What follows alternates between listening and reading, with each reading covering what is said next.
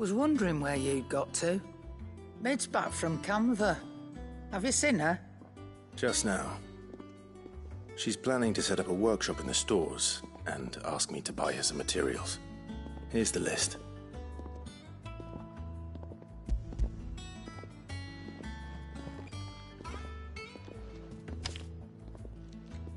Think you can find everything on there? This lot? Wouldn't be much of a trader if I couldn't. Excellent. As for payment... It's paid. 100 times over by what that girl's done for us. If it weren't for her filters, we'd have naught to drink but blight water, and that would have drained the life out of us long ago. Indeed it would. I'll send the stuff on to Mid when it comes in. Thank you, Karen. That just leaves the carpenter. Let's see if Bardolph's available. It's all right. Sid has nothing to fear from Kuka. We'll deal with him.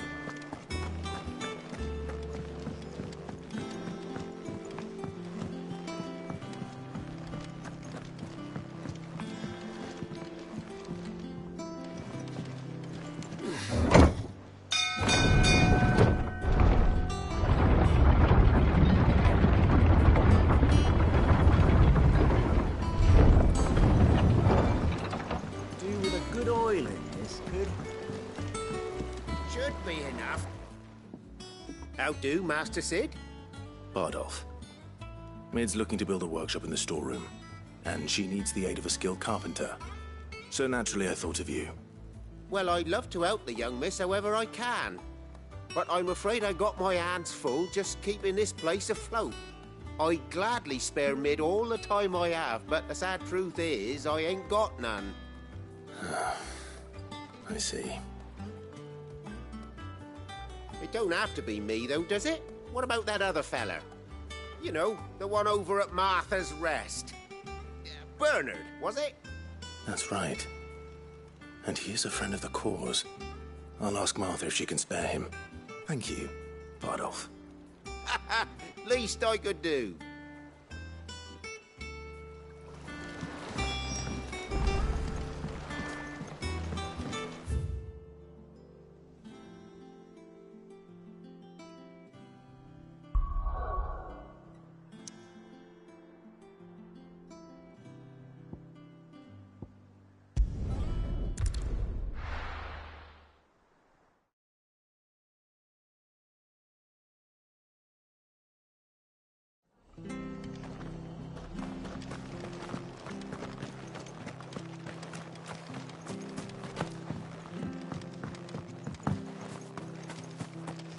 I love Martha like a sister.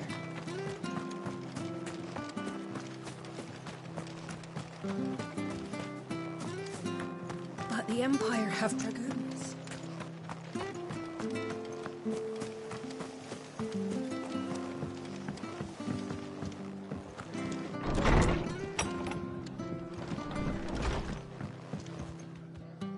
Ah, Clive, what brings you to the Rest?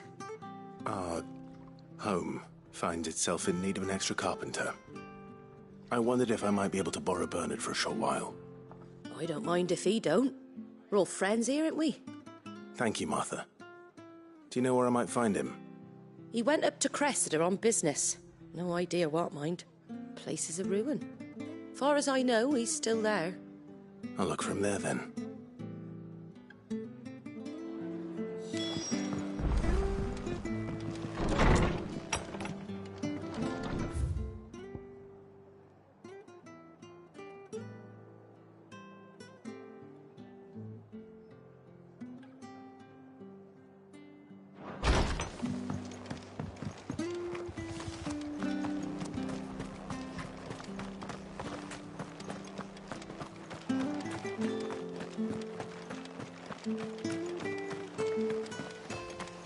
Naught but wild beasts, this end. All their twisted talons and gruesome maws used to turn my stomach. But that was before I heard about the Black Shields.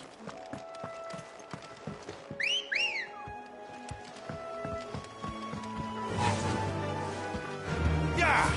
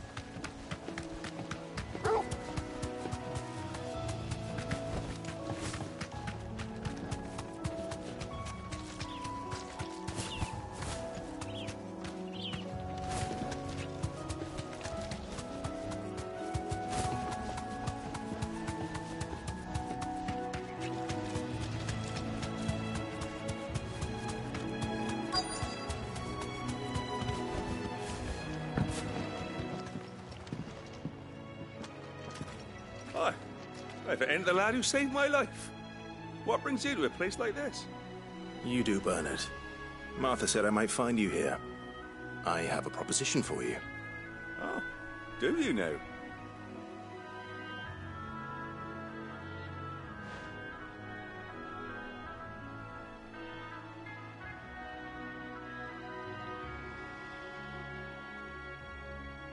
Building a workshop, you say? Well, that beats tacking boards to bridges, sure enough. And if Martha didn't mind me being gone a while, then neither do I. You just tell me where you want me. That's the spirit. I couldn't ask a favor, though, could I? Before we go? Of course.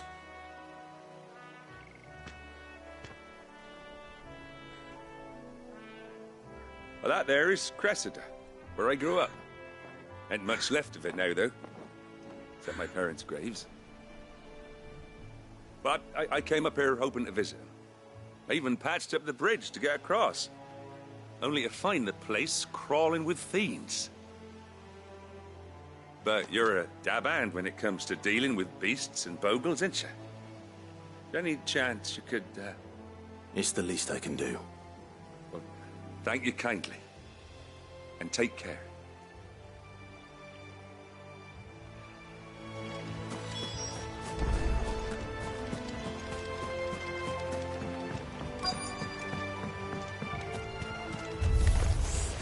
This shouldn't take long.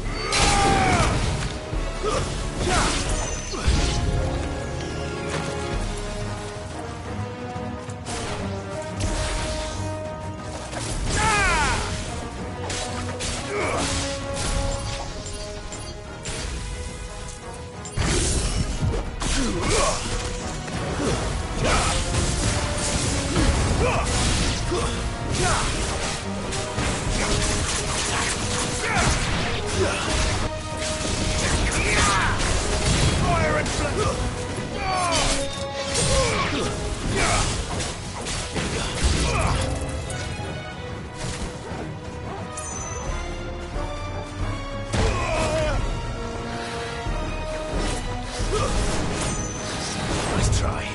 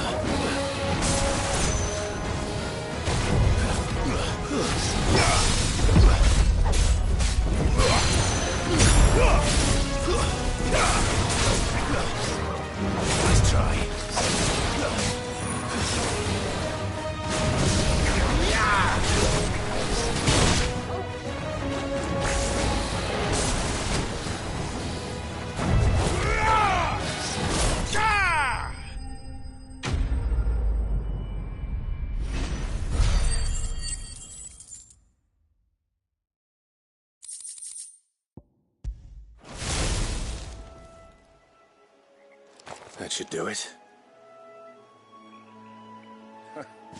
You made short work of that lot. Thank you, son. Now my folks can rest in peace once more. How long is it since the village was abandoned? Oh, people started packing their things after the duchy fell.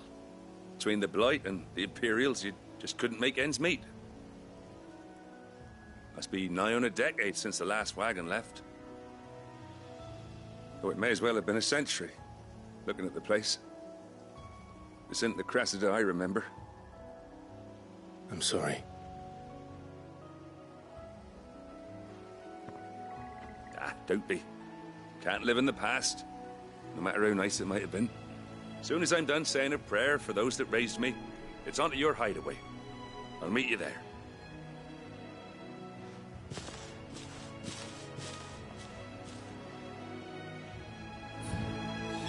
That should take care of Mid's little list. Better head back before she thinks of anything else.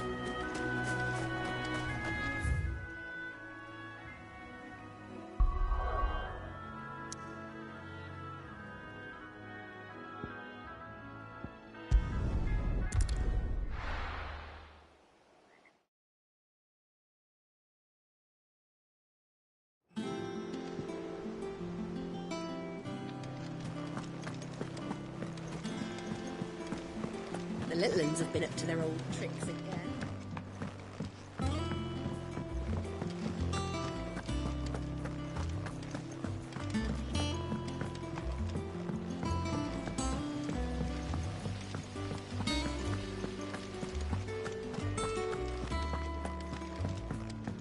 Shouldn't you be getting some rest? All right, Clive. You've all done then? I am. I've placed your various orders, and a carpenter by the name of Bernard is on his way from Martha's Rest. That's brilliant. Thanks, Clive. Is there anything else you need? Nope. Blackthorn and Lady Karen have already sent over everything I asked for, and I've got all my plans drawn up. So as soon as Bernard gets here, we can get to work. I can't wait.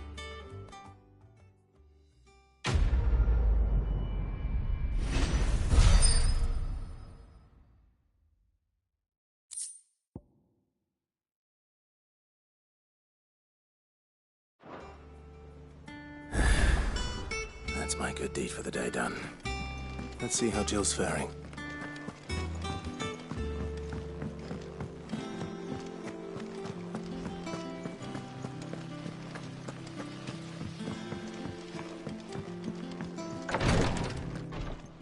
Ah, Clive.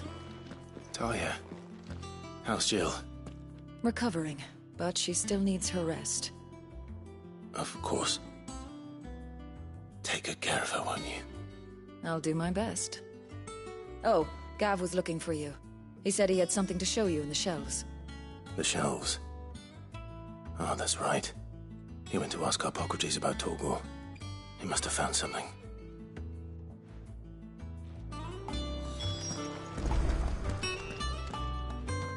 You have the look of a man with the twins upon his shoulders, Rodrigue. Talia has tasked me with removing a Cursebreaker's brand. But it's my first time, and I don't think I can do it. I'm afraid of what happens if I fail. You survived, I know, but there as many die as recover. Is it really worth the risk? You don't need me to answer that. You know full well what we're fighting for. I hope as much as you that one day bearers can walk among others as equals. But until that day, a brand is a burden, and we must lift that burden in order to go undetected. The operation may be dangerous, but it's also essential, and we undergo it willingly. I know. I still wish there was some other way. But griping about my lot helps no one, I suppose. Don't worry. I'll do what must be done. I know you will. Unfortunately, the first thing that needs doing is the preparation of a draft to dull the pain. Something I can't do with the infirmary's ammonia supply so low. What few leaves we have would barely be enough for removing a splinter, let alone a brand. Just tell me what you need. You'll go? Oh, thank you. No one knows Herblord like Taya, and she swears by ammonia for easing pain. It's simple enough to find, if you know where to look. And fortunately for you, I do. Along the river near the village of Amber over in Rosaria. Just search for the bright blue blossoms.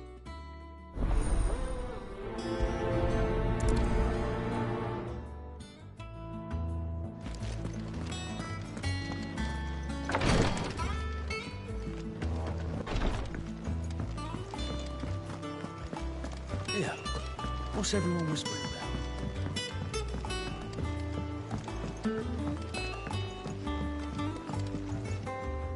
Do you have a moment, Sid? A team of curse breakers has gone missing near Northreach.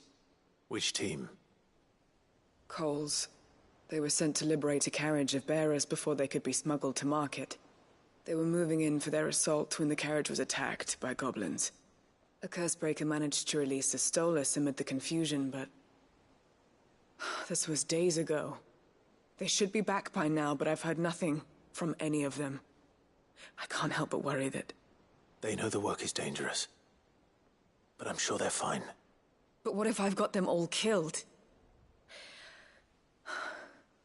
Before they go out, I always remind them why we're doing this, what they escaped, and what we're freeing people from.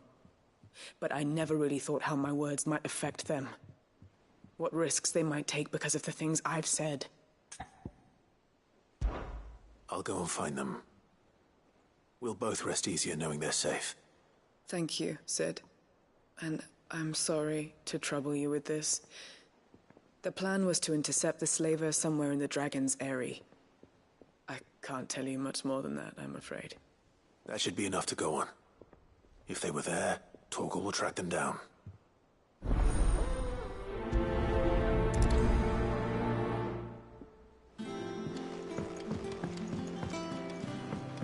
Jill looked white as a sheet when they brought her back.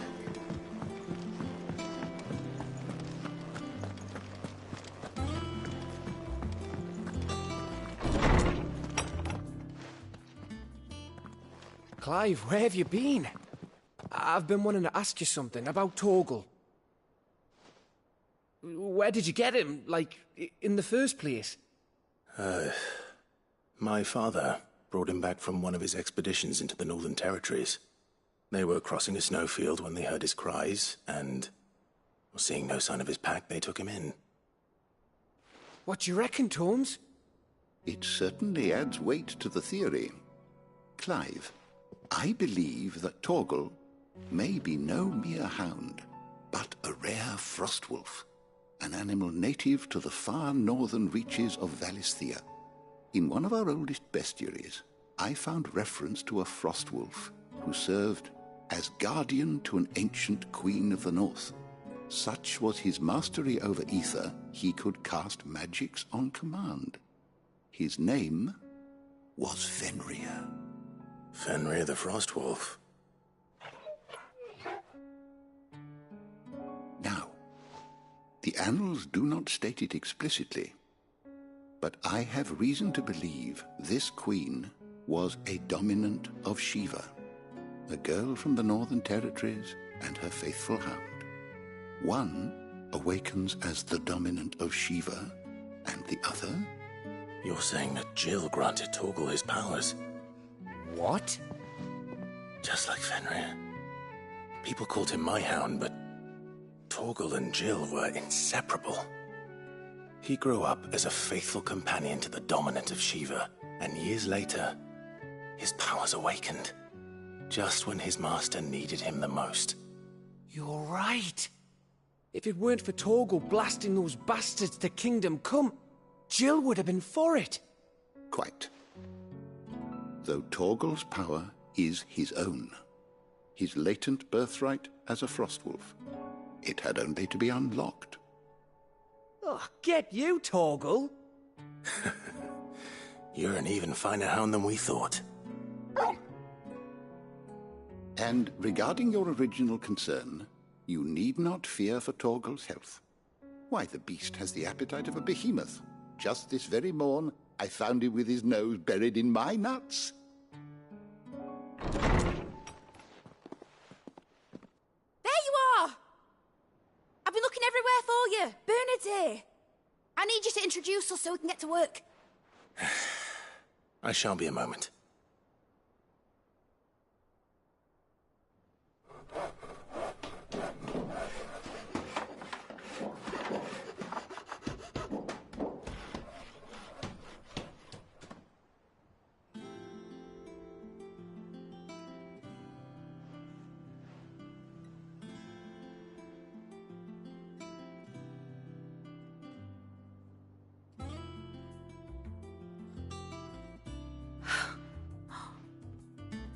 Brilliant. It is. Well, I couldn't have done it without you. You and everyone else. But I promise I'll pay you back. I'm gonna work my fingers to the bone for you lot, starting right now. Just you wait. I'll make wonders like this world's never seen. Then I look forward to seeing them.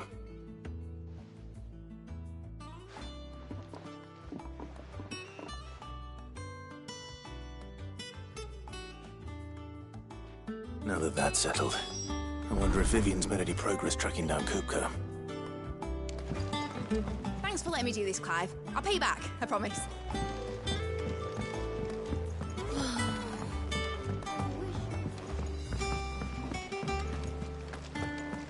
I think I'll wait till mid's away to take a tour.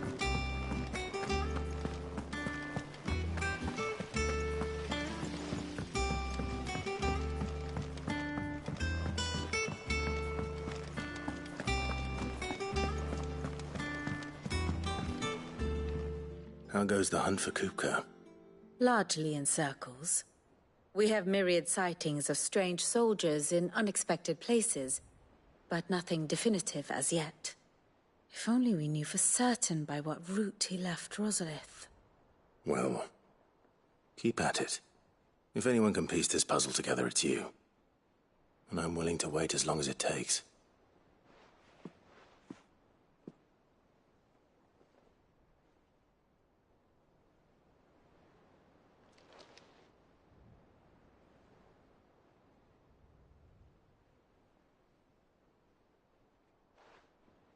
What? Here? Would that be a problem?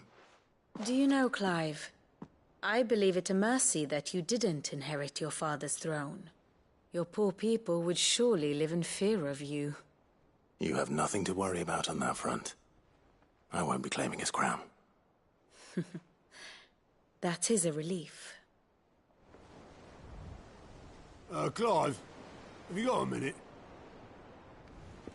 We, have a guest. A guest?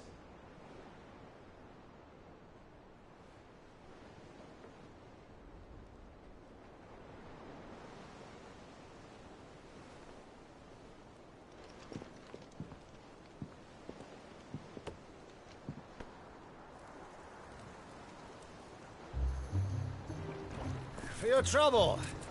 It was a pleasure, in hindsight. Uncle Byron? Clive, my boy! Tap a cask and stoke the ovens, for your favourite uncle is here!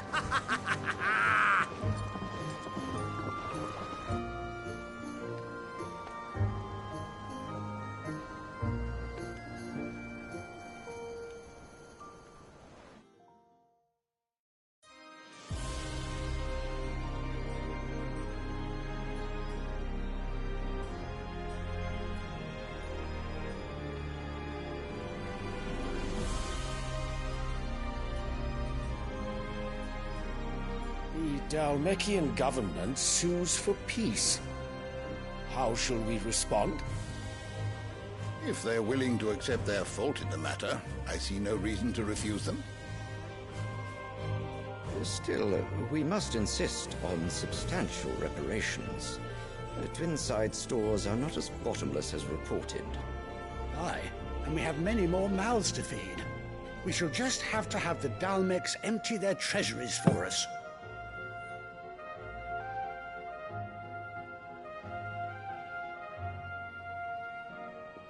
Of course, none of this would have been possible without your timely intervention, Prince Olivier. Indeed, I doubt any of us would have had the courage to trade words with the mighty Titan, nor less the wit to win him over. The Empire owes you a great debt. May the blessing of the crystals go with you, Your Highness. May the blessing of the crystals go with you. Very good.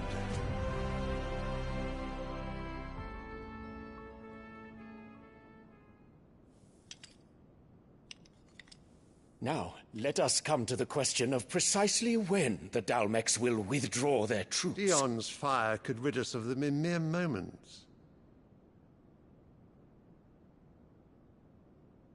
The men of the Fist will not withdraw until a peace treaty is concluded.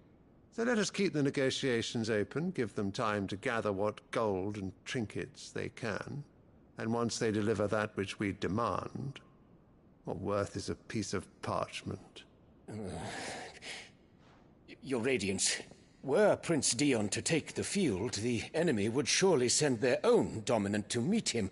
And while His Highness would of course prevail, there would be heavy losses on both. You need not fear Hugo Kupka. He is engaged on the Western Front. Even were the Dalmex to send for him, he would not arrive in time. As much as I would enjoy witnessing a clash between Bahamut and Titan, it is not to be. And what of your subjects, Your Radiance? If the fighting spread to the city proper, the people would bear the brunt of it. There will be losses, it is true. Yet for every citizen who falls, another can be bred. For every home that burns, another can be built. The Empire will live on.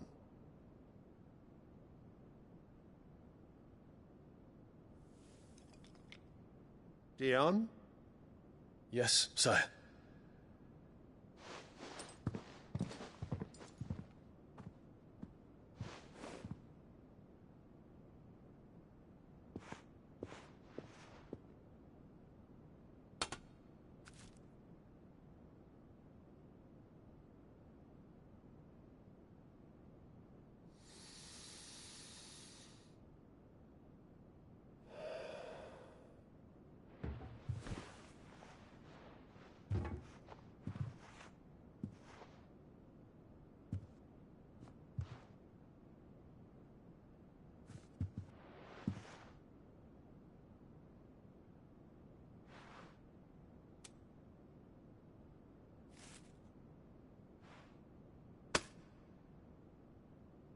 Prepare for battle.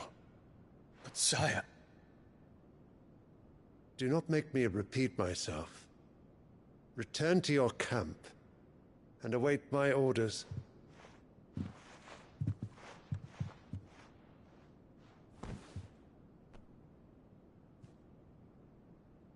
If that is your wish, Your Radiance, I shall depart at once.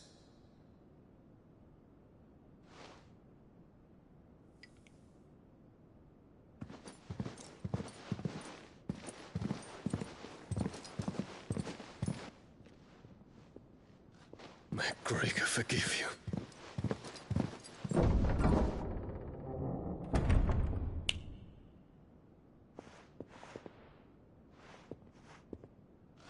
What do the astrologers augur?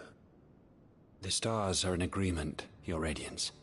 The shadow of treachery hangs over Prince Dion.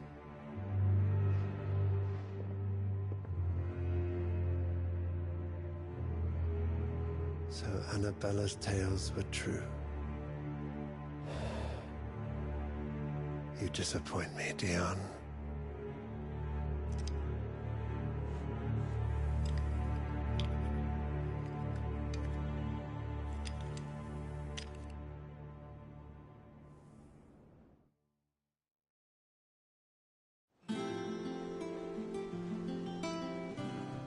earth is Uncle Byron doing here? Only one way to find out. The little uns have been up to their old tricks. It's just one thing after another around here.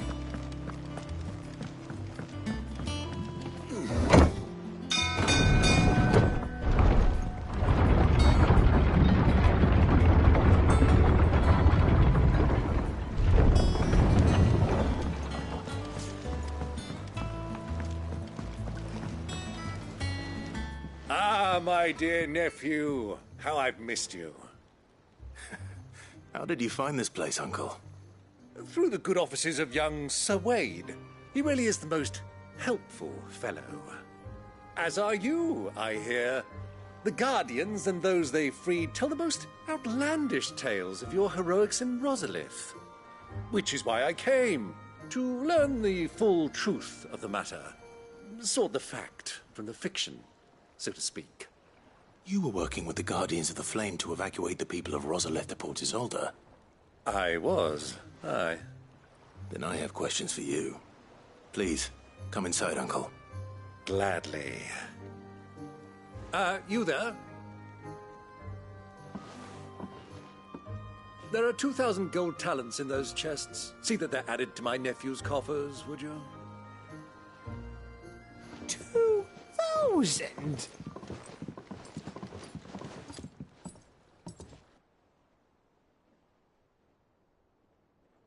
And I'm afraid that is all I know. A fleet sailing south past Port Isolde. Most intriguing. Forgive me for not being able to tell you more. I hadn't the faintest idea Kupka withdrew wounded from Rosalith. Still less that my own nephew dealt the decisive blow. What do you think, Vivian? I think, with this news of the Dalmekian fleet and recent reports of the Royalists' movements, that the final piece of the puzzle has fallen into place. Come here and I'll show you.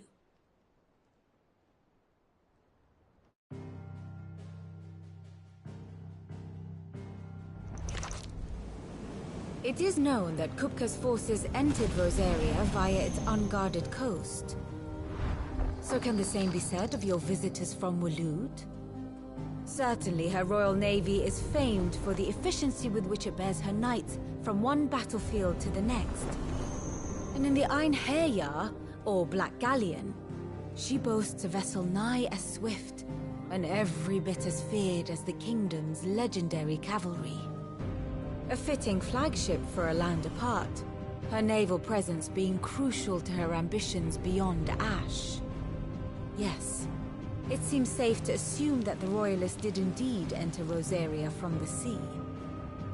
So then, had you a vested interest in Titan's survival, whither would you take him? Why, home to Drake's Fang, a place rich enough in ether to conjure the magics needed to mend his hurts.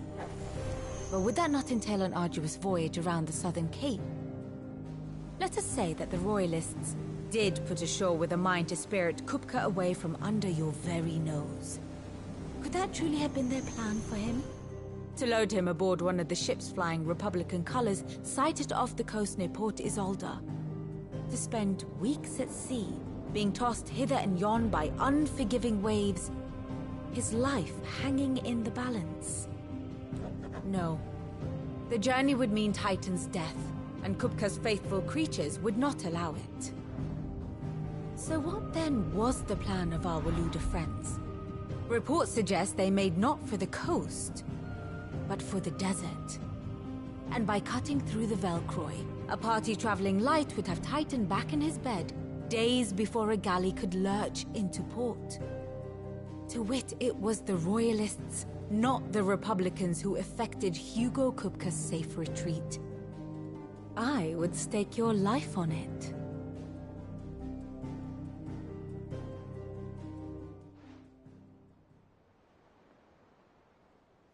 So it was the Waluders who spirited the wretch away. Now I think about it, there was something a little strange about the ships I saw. The men seemed almost crestfallen, as if in mourning. as if they believed, or were made to believe, that their master was dead. You have a keen mind, Lord Rosfield. And you have your answer. To find Kupka, you have merely to follow the Royalist trail across the Velcroy. It may well have gone cold by now, but as they say in the Republic, all roads lead to Drake's Fang. Allow me to accompany you part of the way. As luck would have it, I had intended to journey Canberward on business after visiting you here. The Fang would be but a short detour. I'd be glad of the company. Give me a moment to make ready. I need to tell my friends what we've learned, and where we're going. Very well, but be quick about it, my boy. Time waits for no man.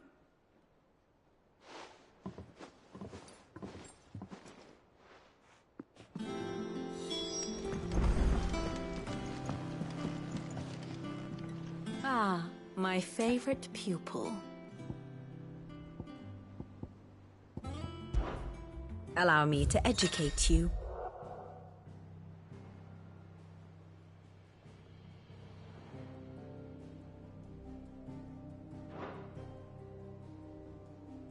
Of course.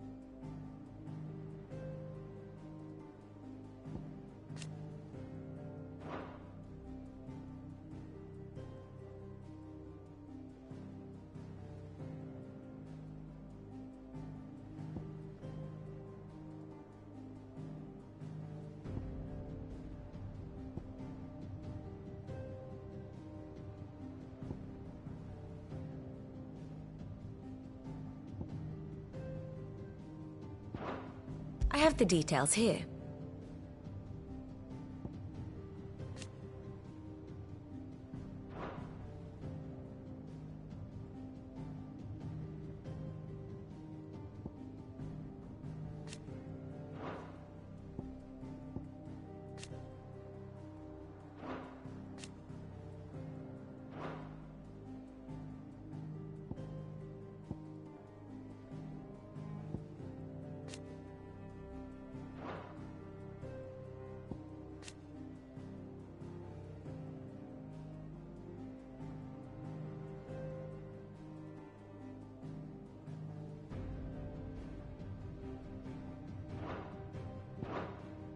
Very good.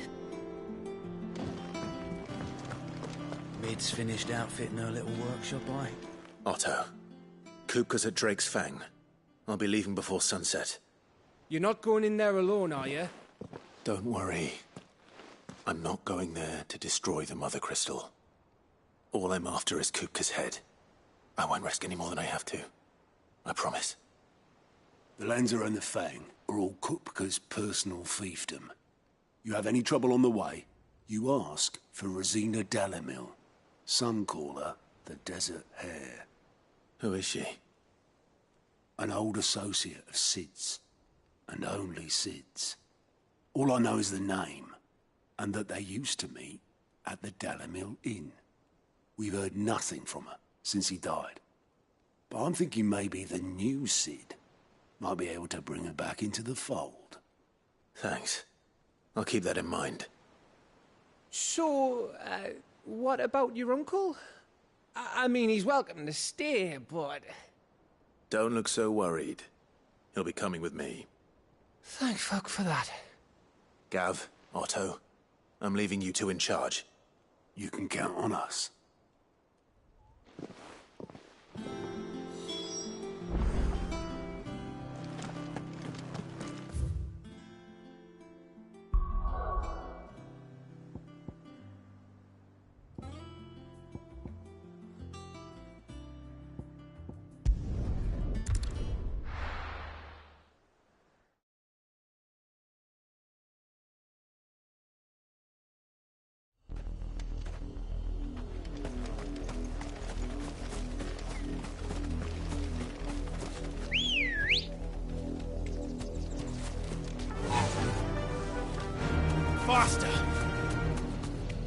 was easy enough to find.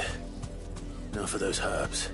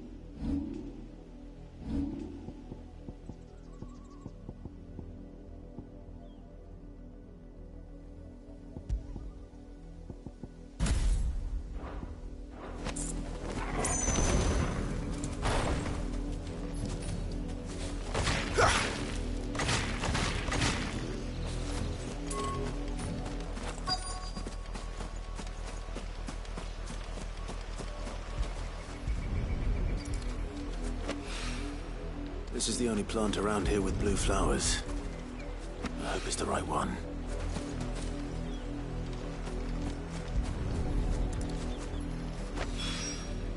Should be enough to keep the infirmary stocked.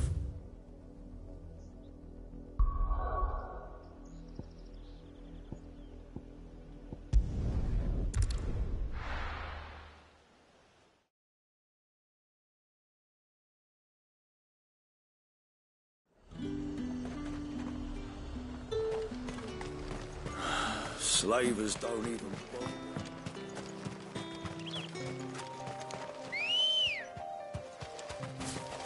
Good girl. Run like the wind.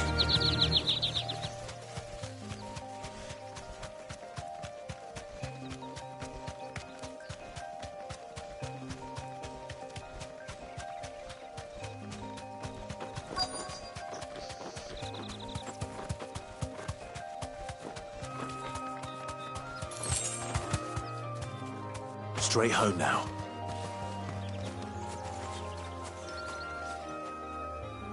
Cole, I'm glad you're in one piece. Just about.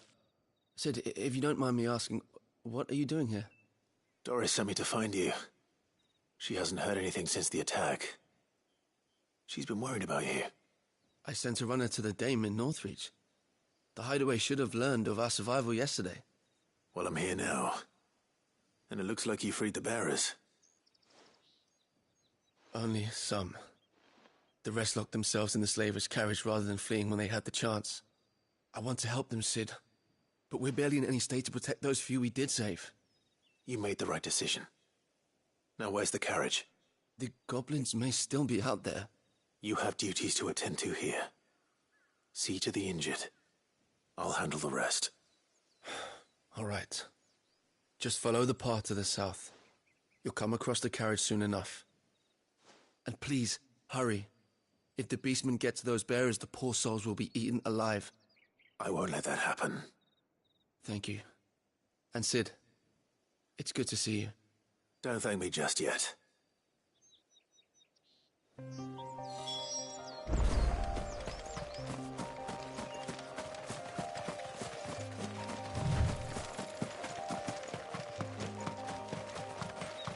They're trying to get into the carriage.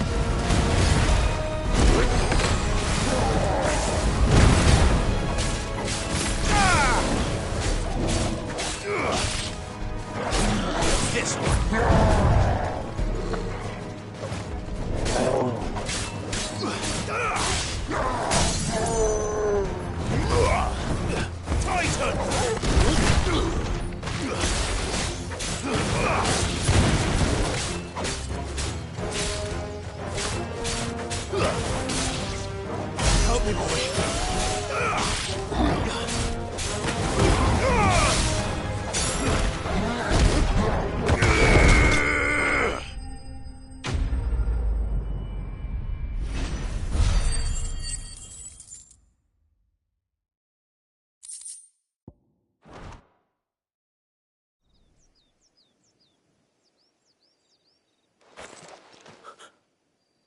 Who are you? A friend. Are there any more survivors? Why didn't you flee with the others? If the goblins had made it through that door, you wouldn't have stood a chance. Why should we run? One miserable death's no worse than another. Perhaps. But we're here to give you another choice. Freedom, safety. The life you've been denied. Come with us. Let us protect you. Sid, I couldn't just let you... You weren't too late then. Thank the gods. This man risked his life to save yours. To give you a second chance. Fine. Do with us what you will. What we'll do with you is take you to safety. After that, it's up to you. Your lives are your own now. You can leave the rest to us, Sid. We'll get everyone back to the hideaway. Thank you. I'll let Doris know we're expecting new arrivals.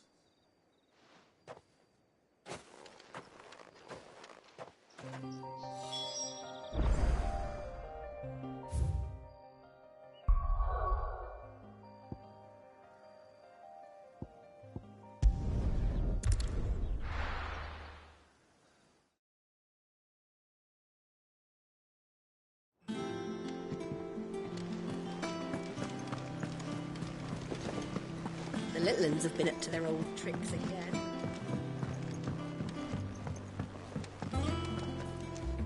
Sid, welcome back. A Stolas from the Dame arrived not long after you left. If I'd just waited a little longer, I might have been able to deal with things myself. Or maybe I wouldn't. I keep making the wrong decisions. Cole and the others got home safely. You made exactly the right decision. No, I was lucky. I've been tracking that slaver for months, and then I sent Cole and you after them woefully unprepared. What kind of leader sends people into danger without considering all the risks? I should have urged greater caution, told Cole to be wary, to pull back at the first sign of trouble. We swore the same oath as you, Doris. It's good to see you safe and well, Cole. I'm sorry. With all due respect, we Cursebreakers don't risk our lives because you commanded of us. We risk them because we believe in our cause. No one with doubts ever joins our ranks. The agony of removing the brand more than sees to that. We all know how much bravery that takes. Cole, I never doubted your courage. Only my ability to see it put to good use. Thank you for your faith in me. I'm not sure I deserve it. I sometimes wonder if I might prefer to risk death alongside the others than ask it of them, but I'm a Cursebreaker. I swore an oath too. You will. In time.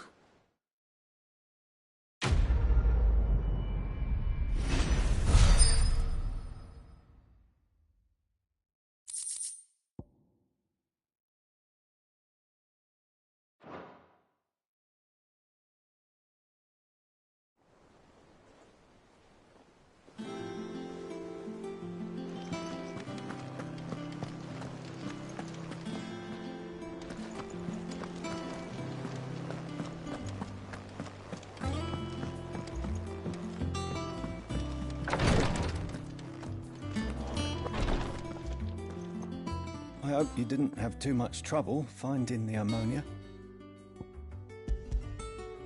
Only the usual. Oh, yes. This is it. And more than I was expecting. I dare say the patient won't feel a thing. That is, unless I You'll do fine. Tyre trusts you, which means I trust you. The hideaway would be lost without skilled physicers like yourself. Thank you for the kind words. Truly, I'm sorry. I'm still terrified. The brand is more than just ink on flesh. It's a death sentence. Milk of the wyvern tail lurking just below the surface of the skin. One ill-conceived incision, a single slip, and the poison fouls the patient's blood. Failure means death, and even success means tremendous pain. Days of agony as the wound heals. I became a physiker to help people, not to kill them. I don't want to kill anyone. Cursebreakers lead hard lives, and the operation is only the beginning. They toil in the shadows, risking life and limb, and yet we never won for volunteers. Why do you think that is? Conviction? They're willing to die? They're willing to fight. To give their lives to create a world where people like us can be more than mere possessions. I know your work isn't easy, but neither is going under the knife. Be a shoulder for your patients to lean on. Stay strong for them. You sound like Tyre. Do you know what she once told me? It's natural for a patient to feel like they're suffering in solitude. And it's a physiker's duty to see that they don't. Thank you for helping me remember that. I won't falter. Not again.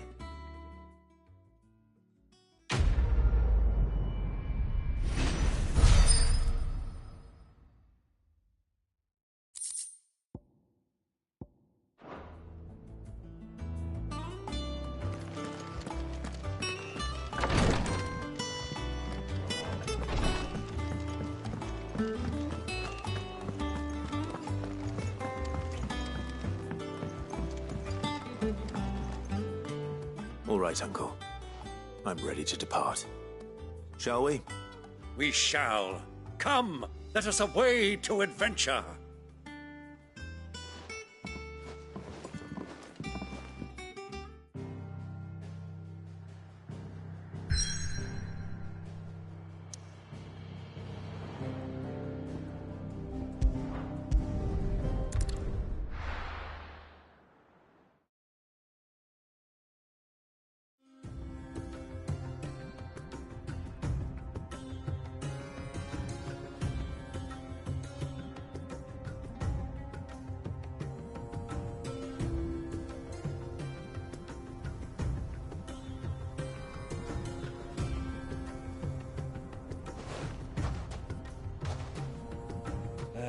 I was a young man when last I walked this path.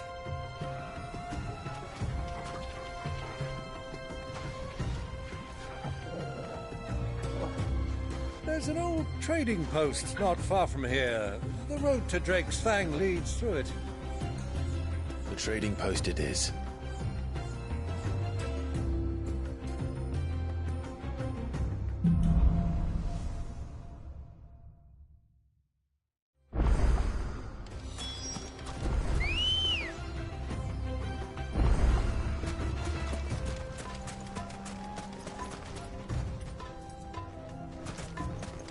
Come on. Faster! Our destination lies over that dune, beyond the ruins. Mark 'em well, Clive. It's all too easy to lose one's bearings in the sands. Many years ago, when you were just a boy, you and I rode this way together, accompanying your father on a scouting expedition to Drake's Fang. He let me come with you. I'm not surprised you don't remember. It was just before Joshua was born. You were so eager to be there when your brother arrived that you whipped your chocobo too hard on the journey home and fell from the saddle. I shall never forget how Elwyn fussed over you as you sat in the sand, bawling like a babe.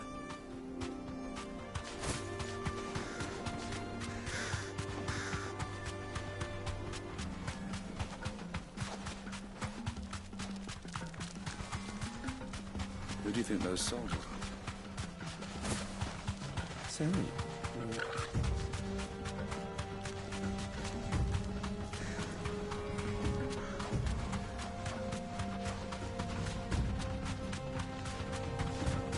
Ah, there she is. The good old Dalamil Inn. Do you know, this heat has given me quite a thirst. Quick drink before we press on?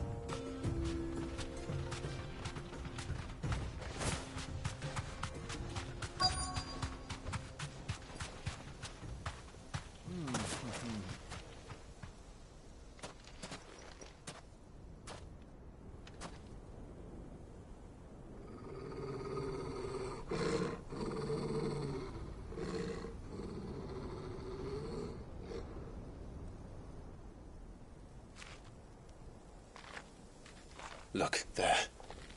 Those are Ashen steeds. No doubt about it. And such a long ride from Stonehair. Our Waluda friends must be soothing their saddle sores in the inn. Shall we join them?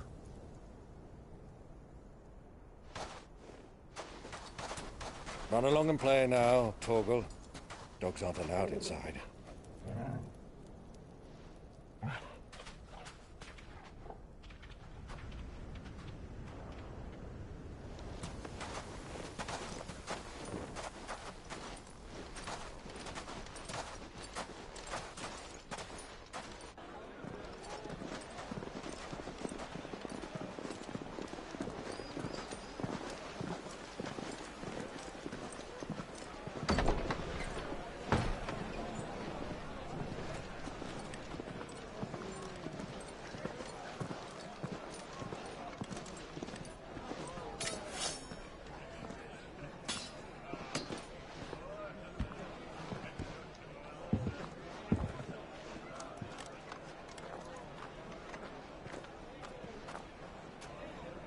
Good day to you. Eating? Sorry about my pal. He only talks when his mouth's full. What do you recommend? Well, if you're after something light, we do a fine chocobo soup with lentils and honey. 2 bowls of that, then. An ale. Right you are. Hey, girl! Coming! Your pal? Would you rather be my squire?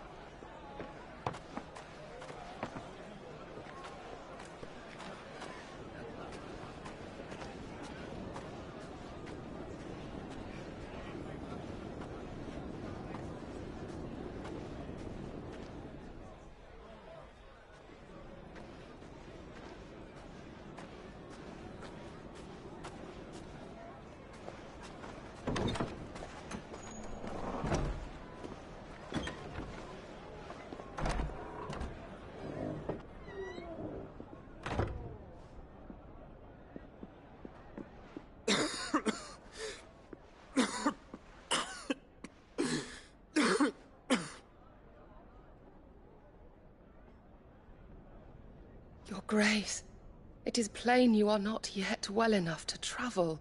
If you would only let me take you to someone who can better attend to your ills. No, we must press on. Prince Dion has returned to his camp and will soon depart for the front. I must speak with him at all costs. Miss this chance and I may never get another. You do understand that?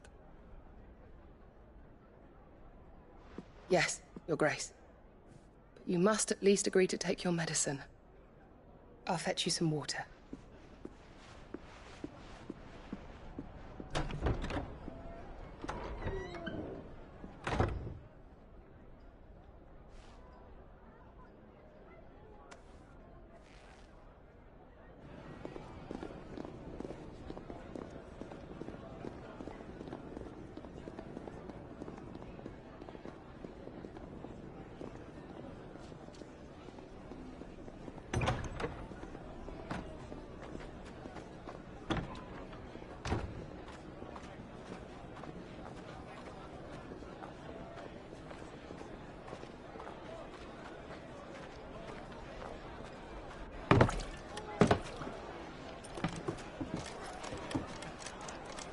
Keep watch, they tell us. But all I see is sand. I hear they got our guest back to the Fang without any trouble. We'll be leaving soon enough. Why the Lord Commander dragged us all this way just to save that blockhead skin, we'll never know. Dominant or not, he's a bloody idiot. That'll be Cooker, then. Well, let's get this down us. We've a long way to go. Hey, you!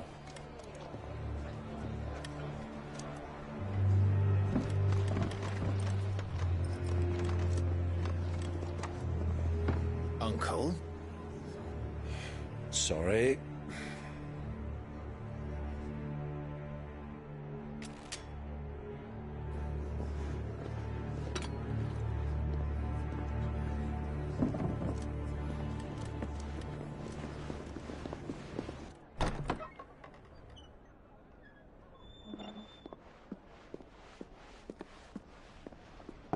Can you walk, Your Grace? What's wrong? I fear trouble may be brewing downstairs.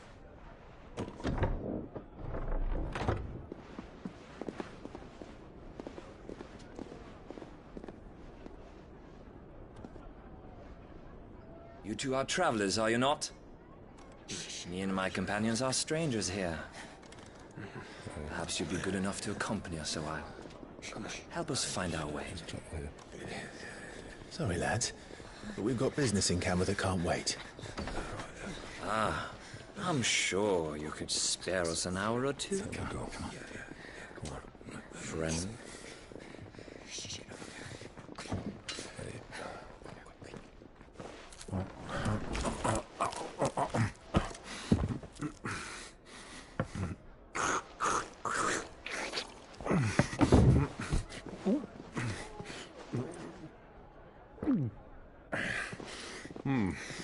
I'm afraid we don't have a moment to lose. Stay back, Uncle. Gladly.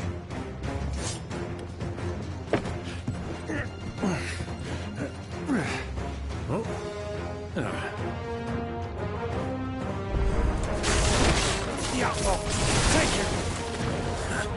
Try it.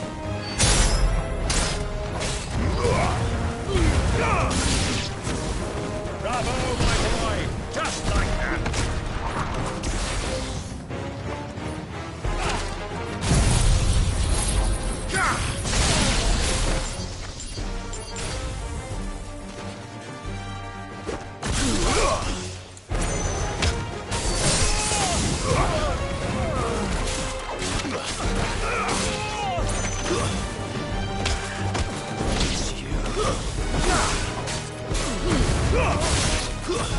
Stay down, are you?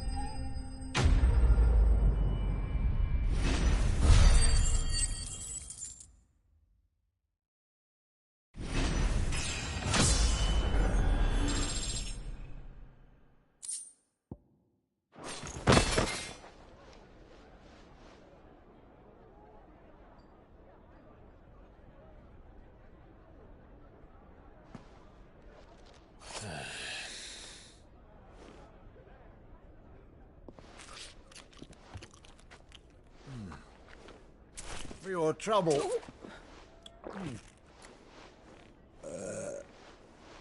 Word of advice, miss. That soup could do with a touch more salt.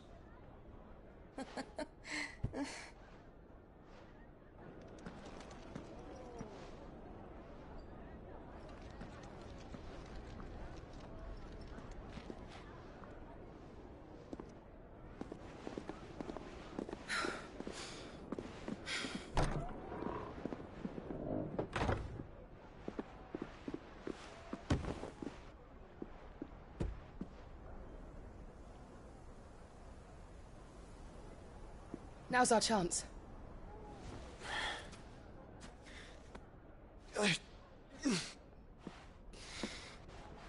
Your Grace? I'm fine.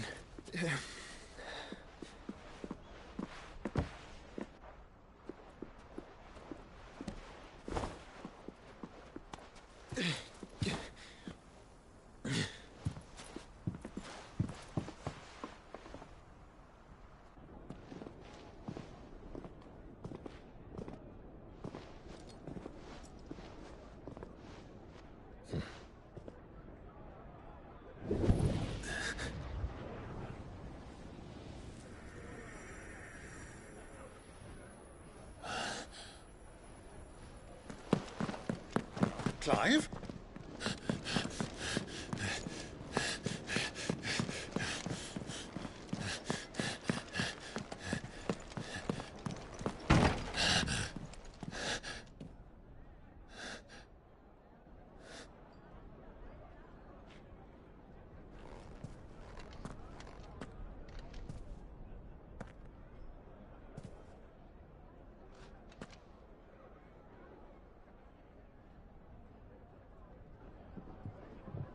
What is it now?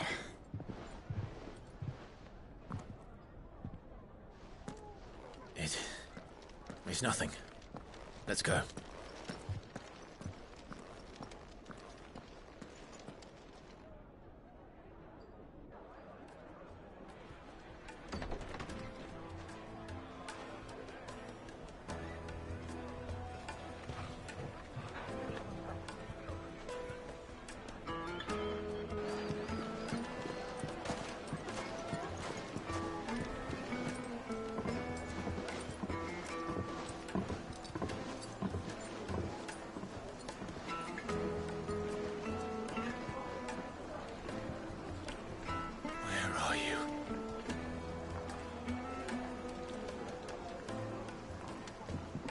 Well, we didn't know where to find Kupka before. We do now. The Royalists said it themselves. Their guest is in the Fang. We should press on before any more of their friends turn up. Plates and pots! Bowls and basins!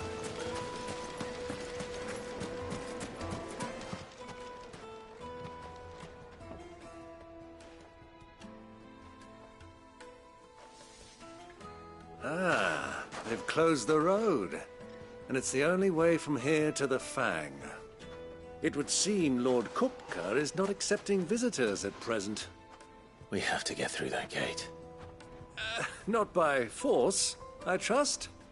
We've attracted quite enough unwanted attention already. By guile, then. Perhaps the Desert Hare can offer us her aid. Rosina Dalamil, woman of mystery. But how will we find her? We know naught of her but her name. And that she was working with Sid. Sid's other collaborators have all been people of means, the wealthiest and most successful members of their communities. I'll wager this Rosina Dalamel is the same. That would certainly help to narrow the search. We need only inquire as to who is in charge of the town. And that's exactly what I mean to do.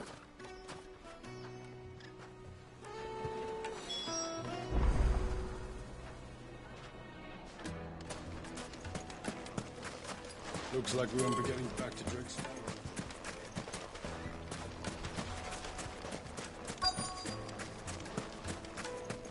Light it, for Gilbert's sake! Anything I can help you with, travelers? Allow me. My good man, we represent one of the oldest and greatest trading houses of Port Isolde. We're seeking to expand our business in the region and would very much like to make the acquaintance of Dalamil's leading entrepreneurs. If only we knew where to find them. Well, we're best known for our baths, our markets, and our smithies. I suppose you could do worse than start your search at one of those. Thank you. You've been most helpful. Oh, you wouldn't happen to know a lady by the name of Rosina Dalamil, would you? No. I can't say I do. Well, thank you all the same. Dalamil is famous for its spas, its markets, and its smithies. Somebody at one of those might be able to help. What do you want? Can't you see I'm busy? I won't keep you long. I'm looking for someone.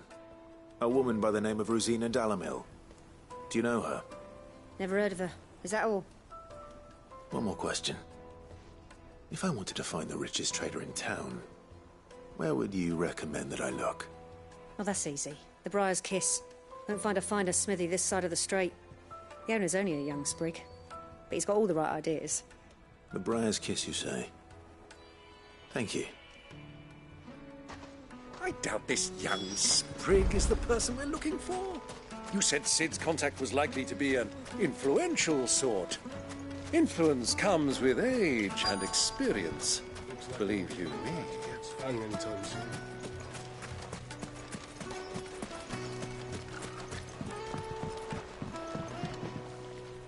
Can I help you?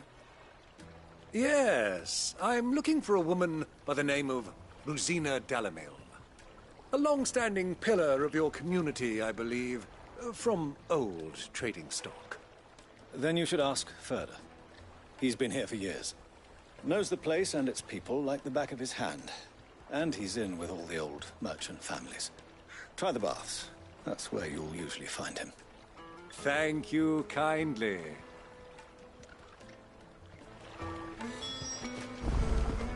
Well, it sounds like we have our man. Perhaps. Let's go and find out exactly what this Ferda knows. Sweet incense! Excuse me. Are you Ferda? I am. Can I help you, travelers? I hope so. You've lived here for some time, is that correct? Do you know Rosina Dalamil? We believe she may be a trader of some renown. And what business do you have with the Desert Hare? She was a close friend of mine. I was hoping she might be able to help me. Very well. Go to the bordello. I'll arrange an introduction.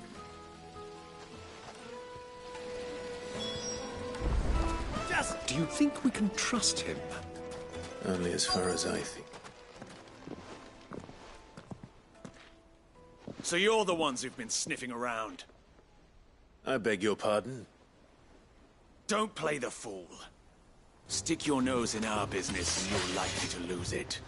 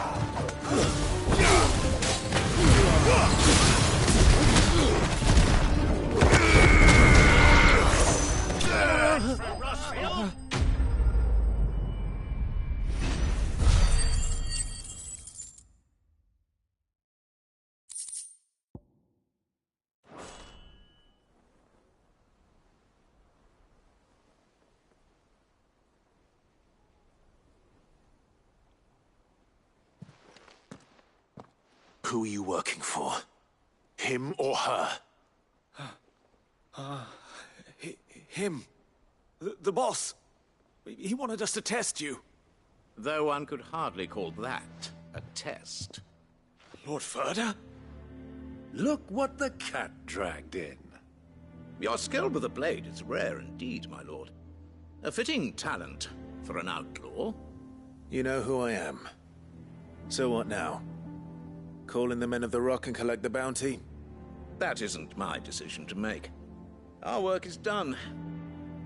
Take him to meet his precious Rosina. She will be interested to make his acquaintance. Yes, my lord. To the Lock of Leisure, then. To the Lock of Leisure.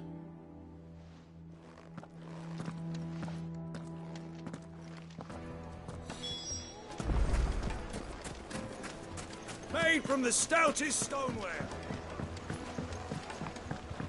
Fresh bread, warm from the oven. The most fragrant herbs of the My spice. carpets!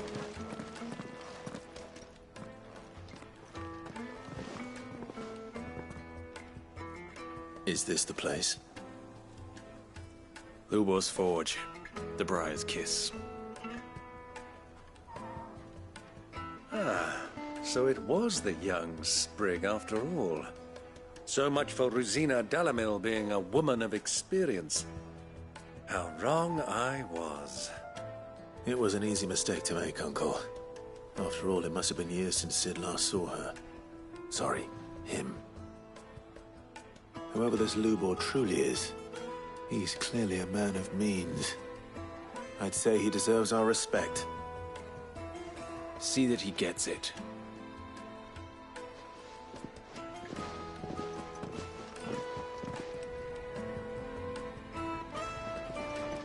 Lubor, Lord Furder told me to bring them to you.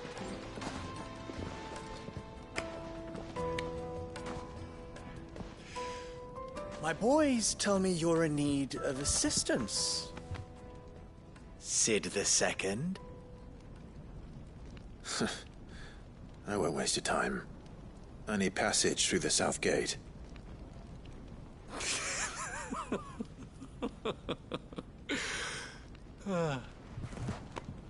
Tell me, what do you think is a merchant's most important commodity?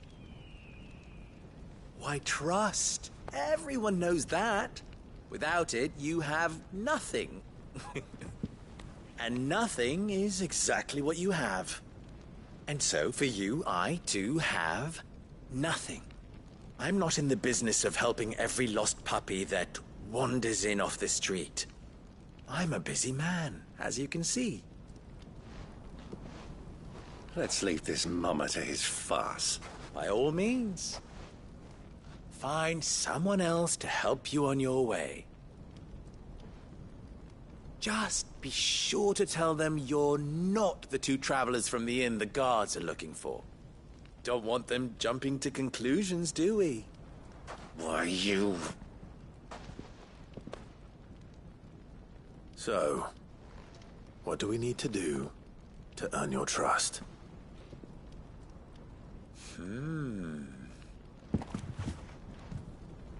I like this one. Willing to do whatever it takes to get what he wants. Ha! Men like you have a special place in my heart. Why, you ask? Because they get me what I want. Always. Fine. So what do you want? Don't tell me you're going to listen to this swaggering scruff! We might as well hear him out. It's only natural that an ally of Sid's would seek assurances of strangers. Assuming he is an ally, of course. 5 years ago, he would have still been a boy. And yet even then I had more good sense than a man, 5 times my age? But enough of the pleasantries. We were speaking of what I want. I want you to put an end to the trouble in Dalamil. Return to me when you have done so, and you shall have my aid. Until then, I bid you good day. What trouble? If you're going to give us orders, be clear about them, damn you! Manners, Greybeard. One catches more damselflies with honey than with vinegar. What did you call me? My apologies. A word of advice in recompense. Follow the crystals. Oh, but that was 3. Oh, I'm making this too easy for you. Ha! It will be easy. Solving his little riddle should be like dealing with him. Child's play. Let us divide our forces, Clive. I'd rather not drag this parlor game on any longer than we need to. All right. Good luck, Uncle.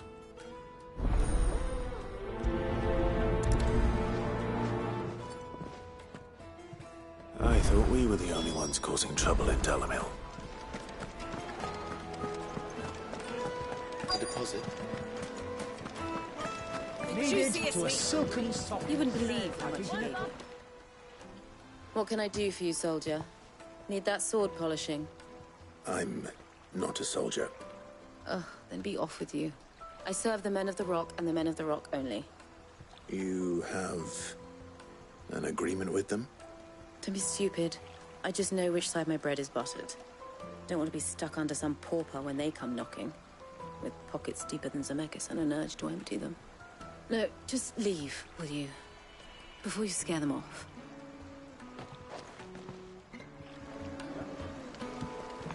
Fresh bread, warm from the...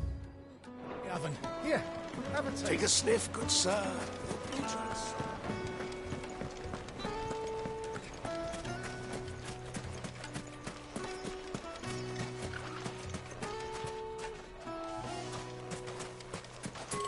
Clumsy lout.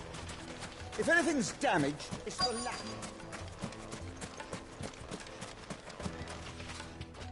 Do you have a moment? Depends what for. Just a question. Dalamil seems to be thriving compared to the other villages I came through on the way. Is there a reason for that? Well, we're a stone's throw from Drake's Fang, for one. The soldiers guarding the Mother Crystal and the shipments need a place to spend their hard-earned gil. The men of the Rock throw their money about like there's no tomorrow. Is that so? Well, thank you. Don't let me keep you from your work any longer.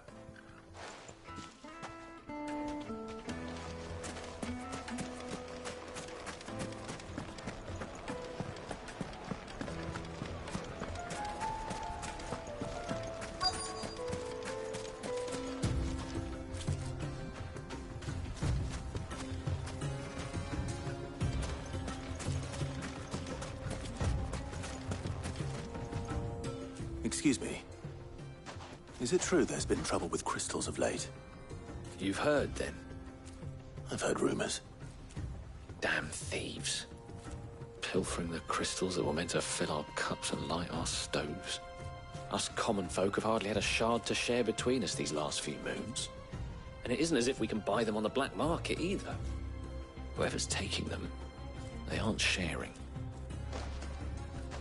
I think I'm starting to get an idea of what's been going on. I wonder if Uncle Byron's learned anything of use. He'll probably be back at the inn by now.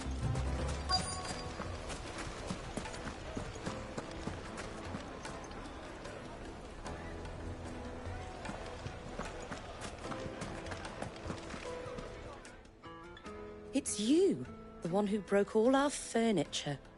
What do you want? Haven't you caused enough trouble already? I'm looking for my pal. Have you seen him? The gentleman who was with you? Yes, he's upstairs, but...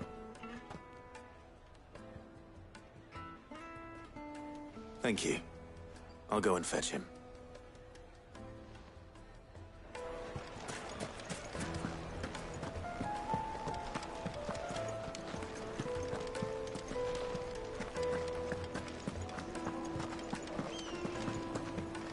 Let me treat you.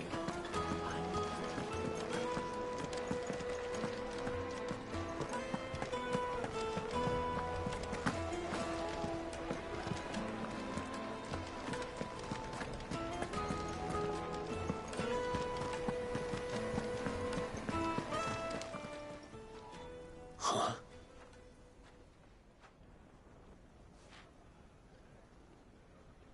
Will this suffice as a deposit? By the sands. That's a black pearl. One of the many treasures in my collection that I would be only too happy to part with, should you give me reason to do so. All right. I'm sure that we can come to an agreement, but not here. What are you doing, Uncle?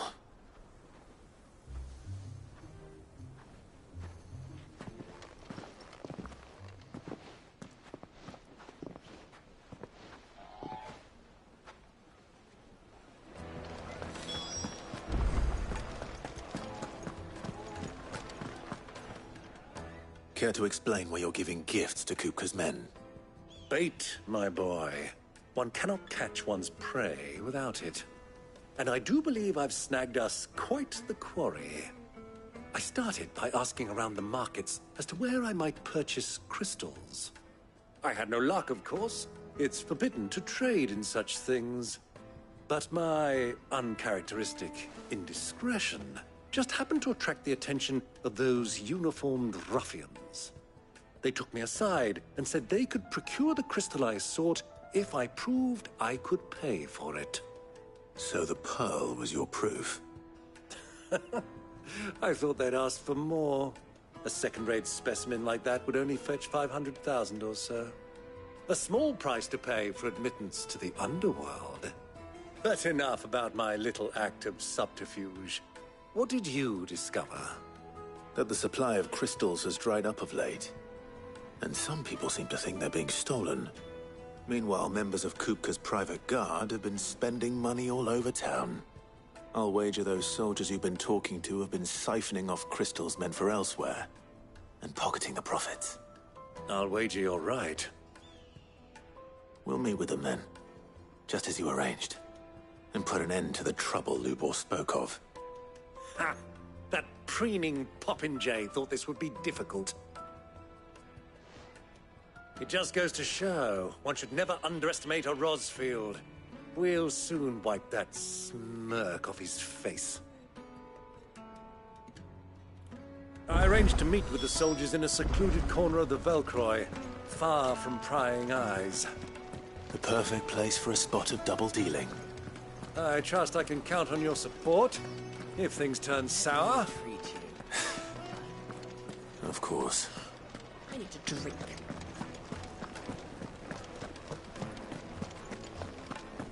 Fucking men of the wrong.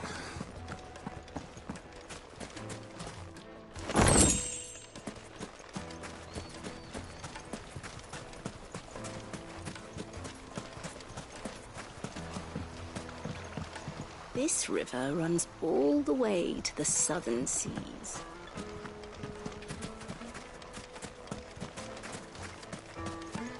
$1,000 for a measly bunch of...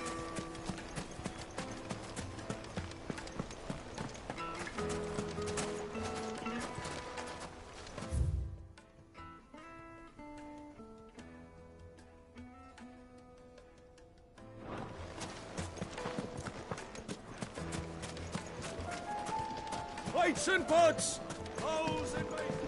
Do you think they'll be back soon? I need a new dress. My carpets have bridal lace in.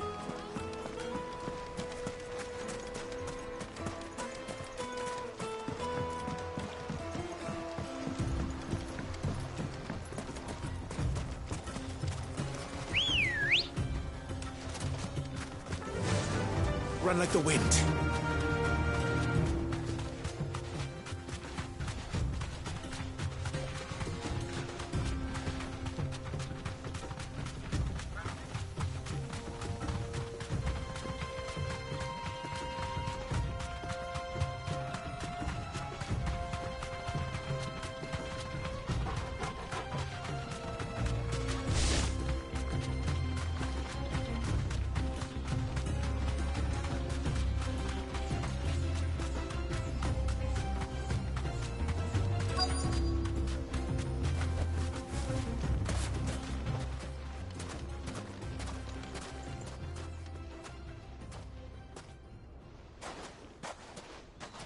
I'll take it from here.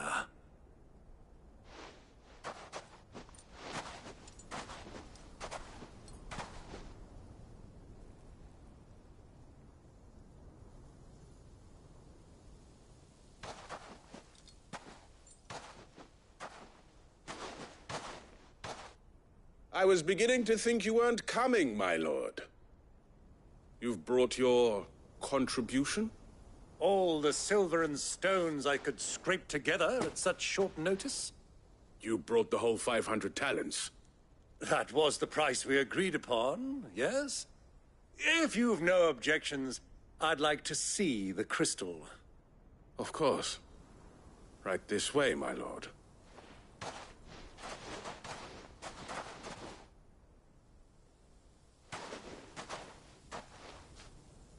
Not bad at all. You weren't lying about the clarity. But what of security? If I were to be stopped on the road, what guarantee have I that it wouldn't be seized as property of the Republic? Because these crystals are no longer the property of the Republic. You're not buying from us. You're buying from them. And we have no more jurisdiction here than you, my lord. But we have ships, and will gladly deliver to a port of your choosing, now that our price has been met. Royalists, eh? What brings you here? Why, to collect their share of Drake's Fang's blessing, of course. Our nations are allies, and so they are entitled to a portion of the Mother Crystal's bounty. And, being such good friends, we elected to increase that portion and share the benefits. And now that these crystals are officially property of the Kingdom of Waloed, we are duty-bound not to interfere, no matter where they might happen to end up next. Did you get all that? They're in cahoots! So it would seem. My lord, what is the meaning of this? Double-crossing dogs. They're not here to do business. Kill them. Kill them both!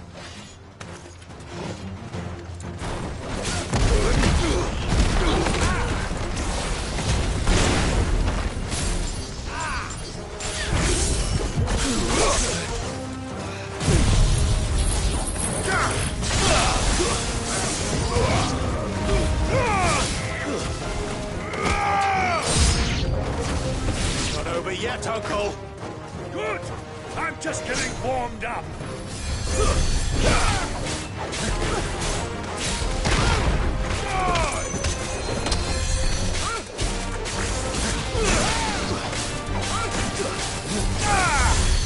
Stay down.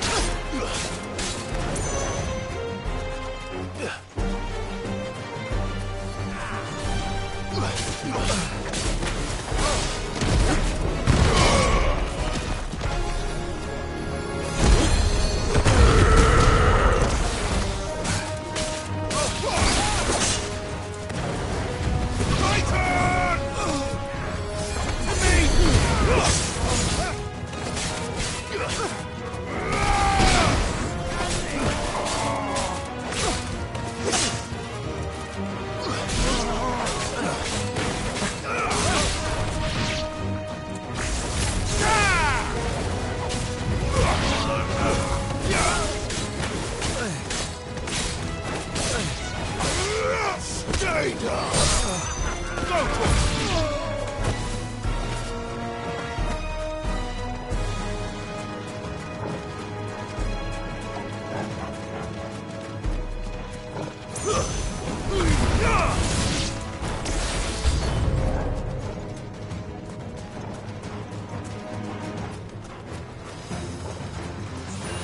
Find how.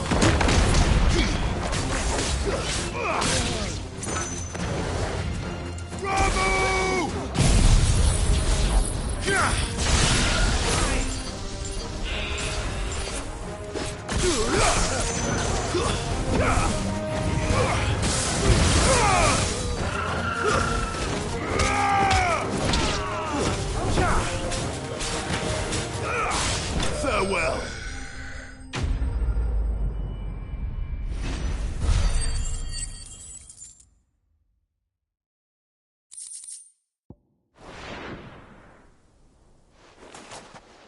Well, that wasn't too bad.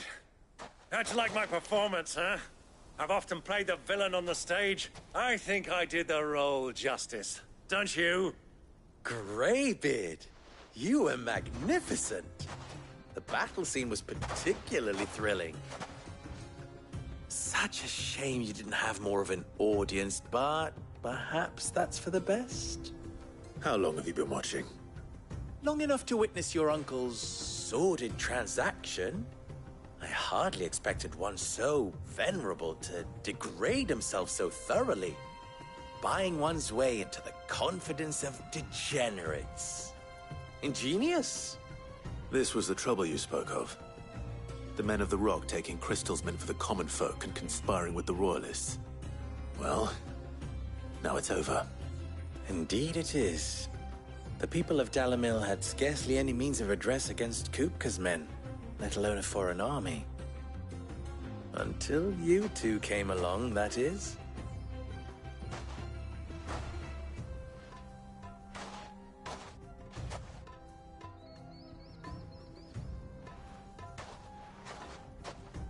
Well, we'd better get these crystals back to town. You won't mind waiting with them while I fetch a wagon.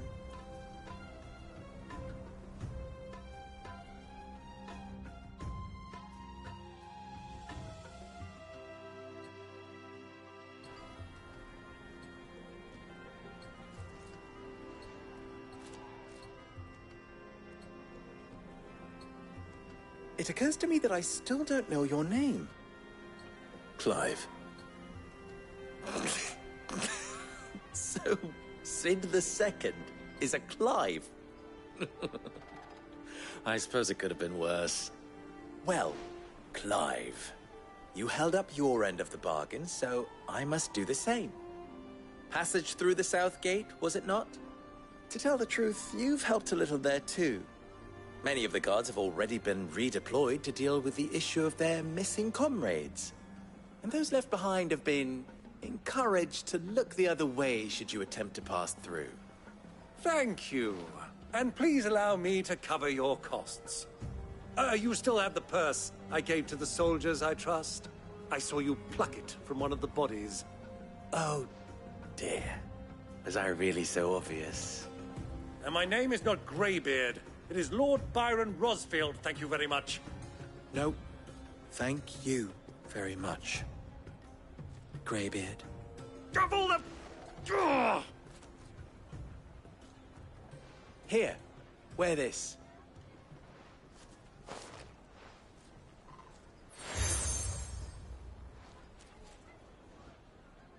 Any friend of mine who sees you with it shall be a friend of yours. Thank you, Lubor. And please, feel free to send one of my Stoluses back to your people. Tell them that Rosina Dalamil is back in bed with Sid.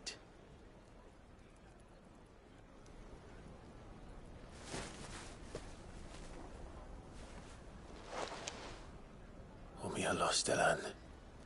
Tuisa Gelith.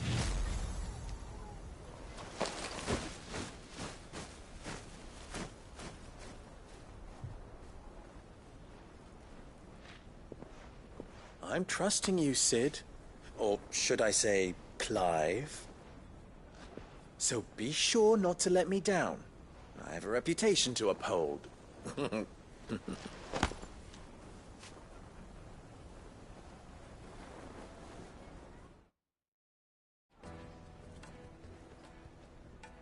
Well then, I wish you a safe journey south. Thank you. Not at all. It was my pleasure.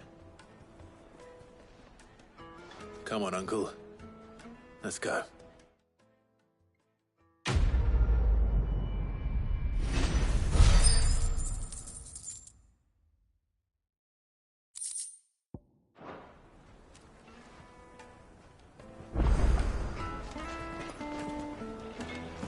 I've never even forged a button. Perhaps Forge Master Luber's having fun at my expense. I wouldn't put it past him. Neither would I.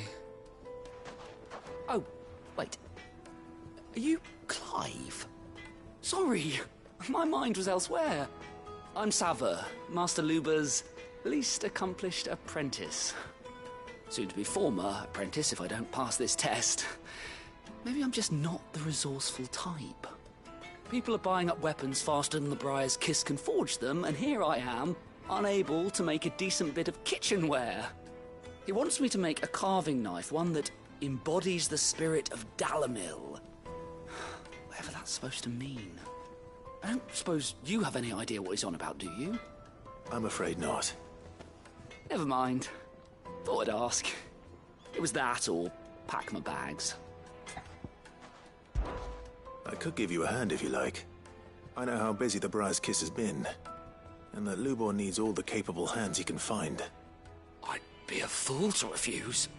So, where do we start? Good question. If I'm honest, I've never made any kind of knife before. And then there's this little riddle to keep in mind. The spirit of Dalamil. The way I see it, there's only one way we'll be solving Lubor's puzzle. We need information. The more the better. You're right. There's no point fumbling in the dark, I suppose. Now, who to speak to first? There's plenty of folk in Dalamil who use knives for a living. There's the butcher, of course, and any number of cooks. They're bound to have an opinion or two about the tools of their trade. All right. I think we have a plan. Let's get to it, shall we? I'll talk to every cook I can find. You speak to the butcher, and anyone else you can think of. All right. Good luck. Let's hope that someone says something useful.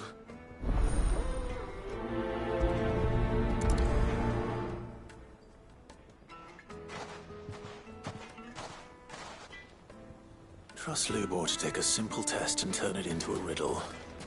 I'd better get to it. The finest fabric! It would make a fine gift for your beloved. Kneaded to a silken softness. Welcome, sir. What can I do you for? A question, if you don't mind. I need to know what makes a good carving knife. You a blacksmith or something? Something, I suppose. Fair enough. Knives, is it? First and foremost, it's got to hold an edge.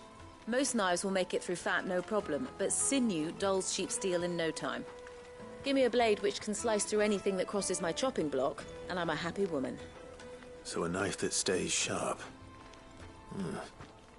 Makes sense.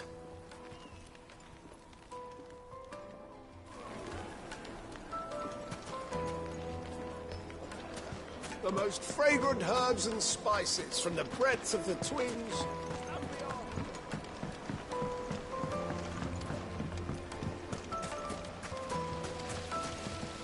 Everything I've worked for.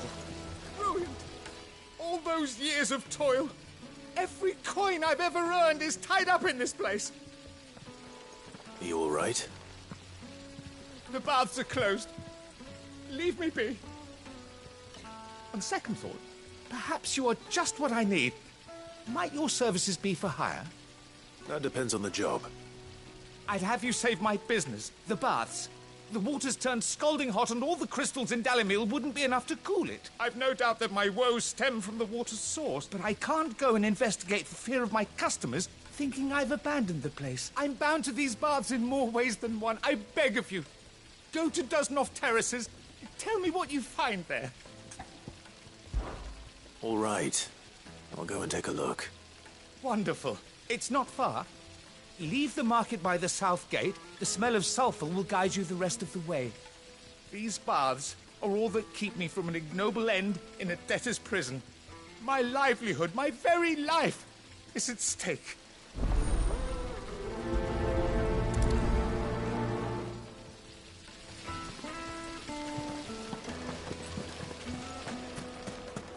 Hanging lantern! Ah! They've opened the gate! Lubor was true to his word. Mummy, I want to play with the crystal.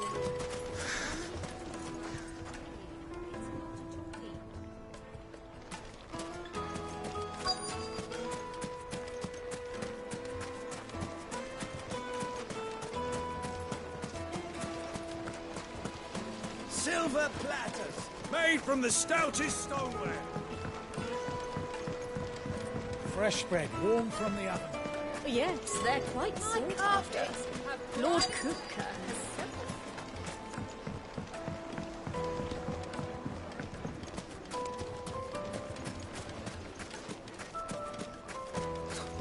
I'll be asking for you again, my sweet. Then see that you stay a little longer.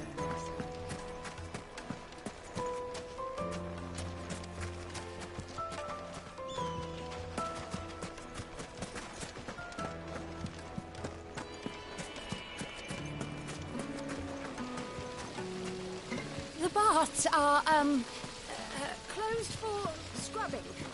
Please bear with us. Sweet incense. We should get going soon. Do you have water? Ah, I'm not too late. What is it, Lubor? A question that I neglected to ask earlier. Where is it that you're bound? To Drake's Fang. To finish Hugo Kupka. Just as I thought. Then allow me to share a secret. Drake's Fang is currently riddled with royalists. Talmeki and Walud are allies, and as you've seen, their soldiers work hand in glove. But no nation has ever before allowed a foreign army to make a barracks of its holiest of holies. Not by choice, at least. And there's more.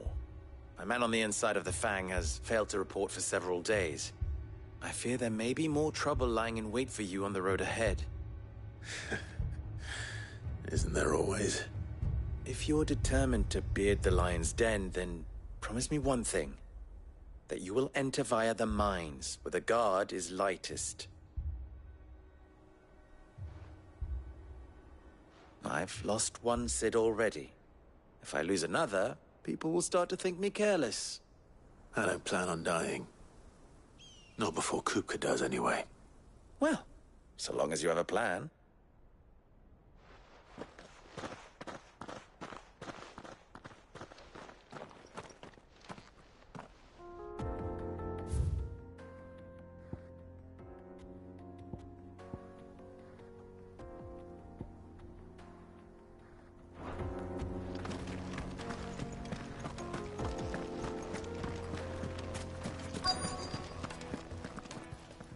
What is it? Sorry. Hunter? I have a question. Can you tell me what makes a good carving knife?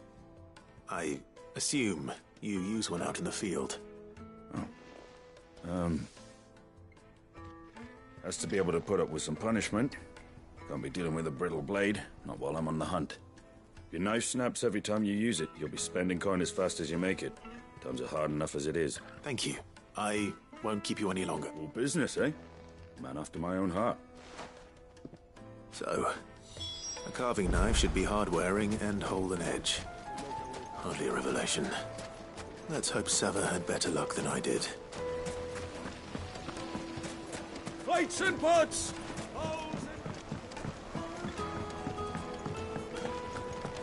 Take a sniff, good sir.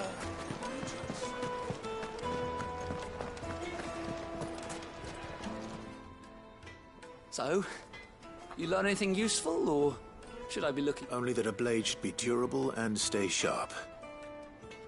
But I don't see how that relates to the spirit of Dalamil. I didn't have much luck either. All the cook said was that he needs his knives to be light. Too heavy, and they do his shoulder in. So we're no better off than when we started. Perhaps Lubor didn't mean anything with his... But that can't be right. I've bandied enough words with the man to know that he chooses them carefully. No. We must be missing something. No doubt you're right. I have to make a start soon. Agreed. Right. I've been trained to work iron. The cheap stuff, mind. But it's hardy enough. Trouble is, it's meaning someone is going to be disappointed. Is there no one else you can turn to? The other apprentices know better than to help me with my test. But maybe there is someone I could turn to. A merchant, a favourite of Forge Master Lubor's, who sells metals to trade. I bet she'd know a thing or two.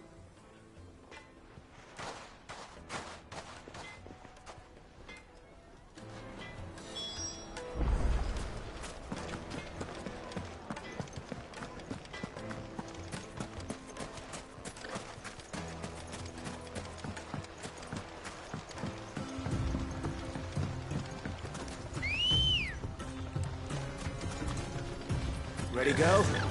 Fly, Ambrosia.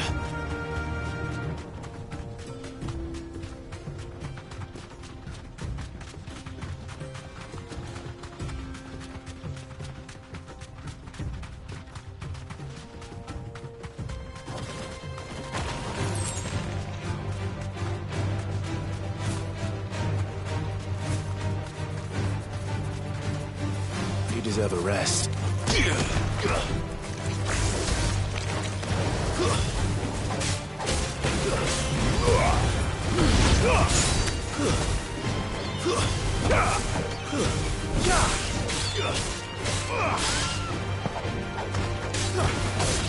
It's over.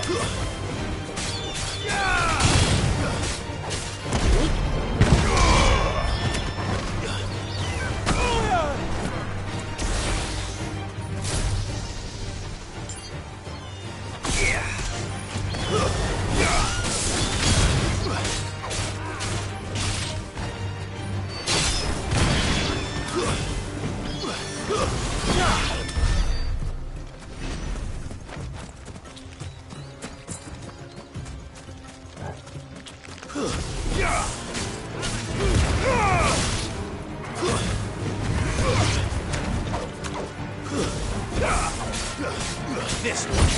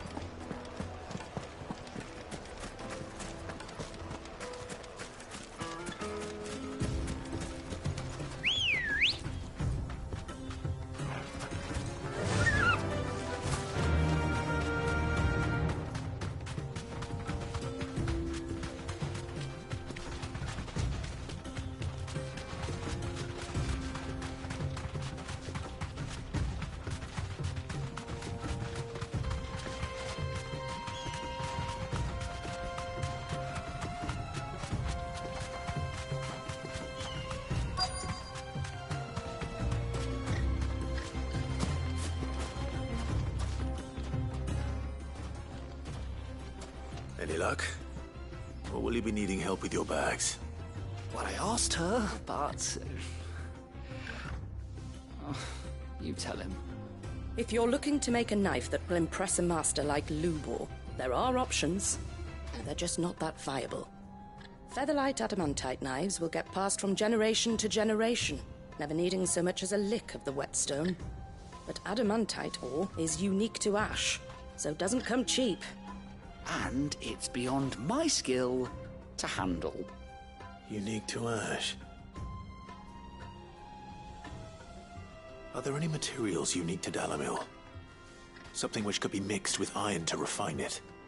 Make it lighter. What are you getting at? You said that Lubor trained you to work iron. Then that's what he'll expect you to use. But he would have known that it would either be too heavy or too brittle for a carving knife. Perhaps his Dalamil remark wasn't a riddle, but a hint. If it's cheap metal you're using, then there's always limestone, I suppose. Folk first settled Dalamil to get at her mineral deposits. And, if you know the trick, it can be melted down in the furnace to drive out impurities from low-quality iron. Bloody hell! That must be it! I don't suppose you know the trick, do you? It's hardly my speciality, but I've been around enough blacksmiths to know how it works. Looks like I've got some learning to do. Clive, I hate to ask after all that you've done for me, but... The limestone? Fine. I can hardly abandon you now. Besides, I want to know if this is the answer to Lubor's little riddle. I can't thank you enough, Clive. You'll have no trouble finding limestone over in the terraces. The place is bloody made of it. Then I suppose I'll meet you back at the forge. Right you are. I'll see you shortly. So, do you crush it up?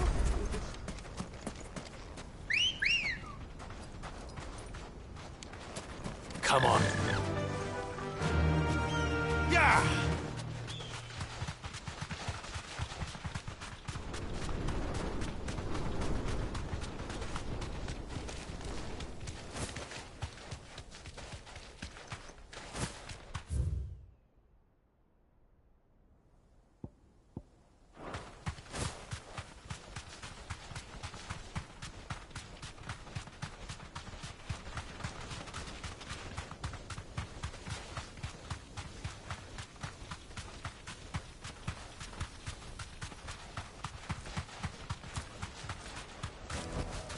Back to the stables, girl. Well, this Is it true what I'm hearing? The finest fabric! it would make a fine. Lightning Kneaded and to a dark. silken softness.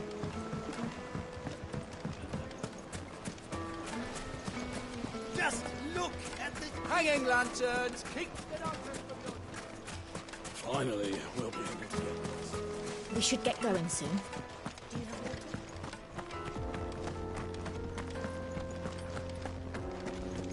Drake's Fang should be just beyond these springs. Shall we press on?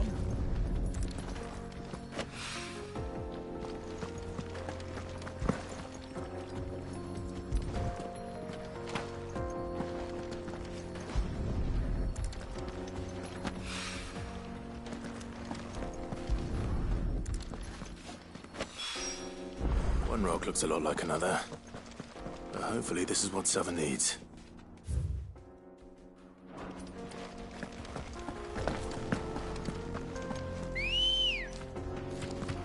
Ready, girl? Fly, Ambrosia.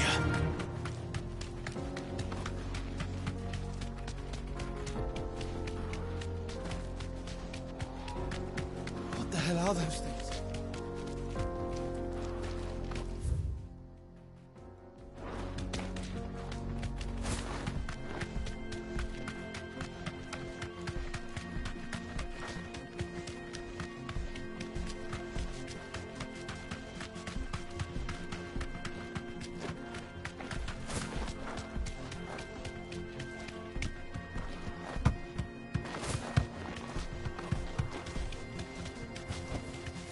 Be safe.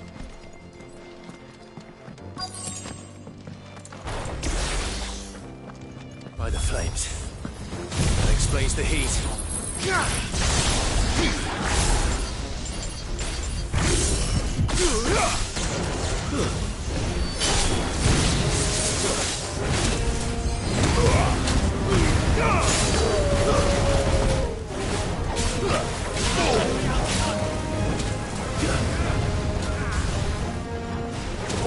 Over here!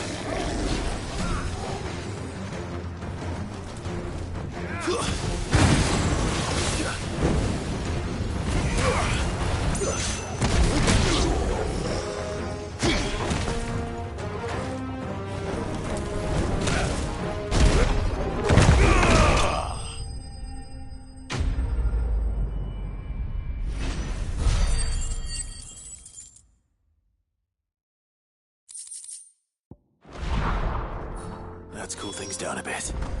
Let's hope it's enough to keep the baths from boiling.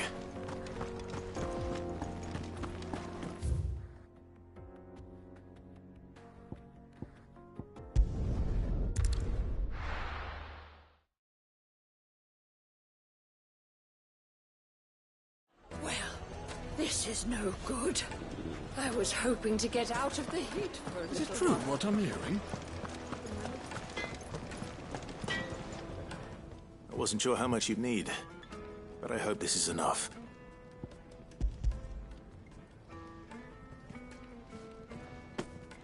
You are one of the good ones, you know that.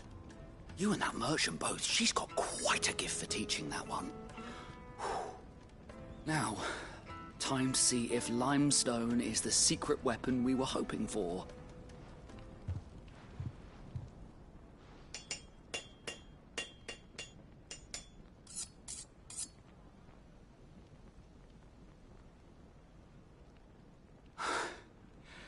That'll do, I reckon. A knife forged from the very rocks of Dalimil. Her spirit, if you will. It's a fine-looking blade. I only hope Master Lubor agrees. That sounds like my cue. And just as well. I was getting tired of waiting. I'm sorry, Forge Master Lubor. Let's take a look then, shall we? First things first, Sava, do you think this is a carving knife worthy of the fine people of Dalimil? I'd like to think so. But what do you think? What do I think indeed? It's sharp-ish, but it won't last long with hard use. And it's heavy, heavier than it should be. You might not think it just to hold it for a moment, but sell that to a cook and you'll never hear the end of it. It looks like someone paid a visit to the terraces. The limestone was a step in the right direction, granted, but one that still leaves you short of the mark. And I was so certain I had it all worked out. I don't know who you found to teach you that little trick, but it certainly shows initiative. Next question.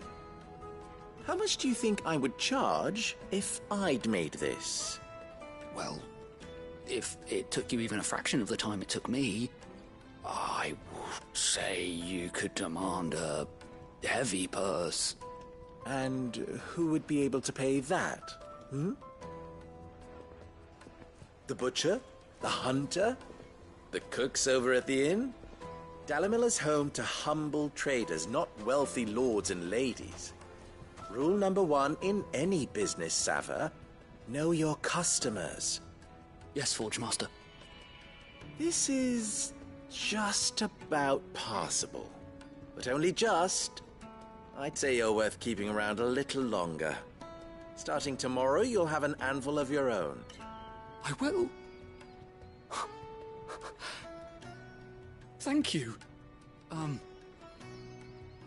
was wondering, what would you do if you were asked to forge a carving knife?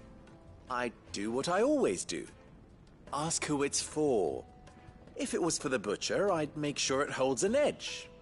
For the hunter, I'd make it as tough as Titan. For the cook, light as a feather. And for the nobleman, I'd make it cost an absolute fortune.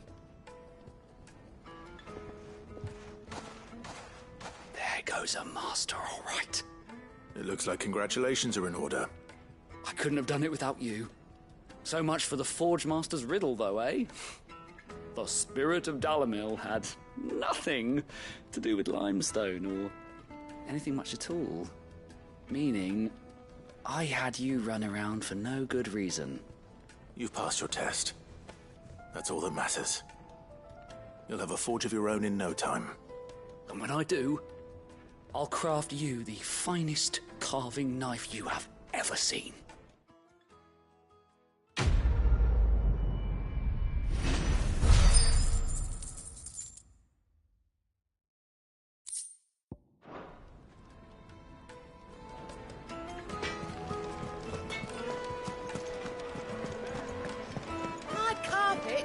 Take a sniff, good sir.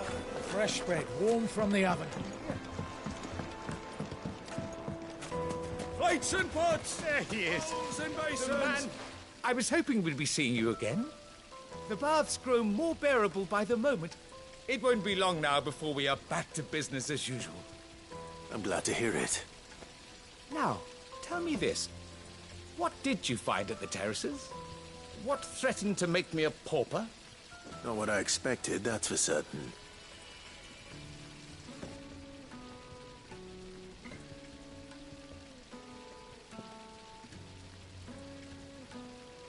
You tell a fine story.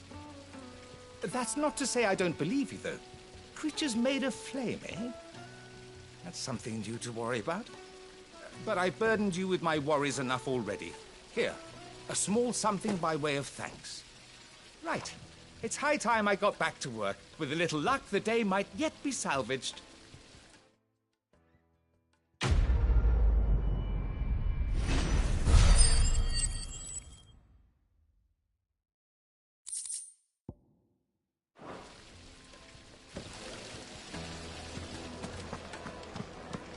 Hanging lanterns! Keep it up! Well, we can make our way back to the Fang now, at least.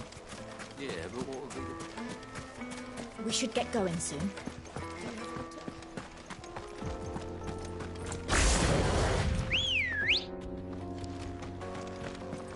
Let's go. Fly, Ambrosia.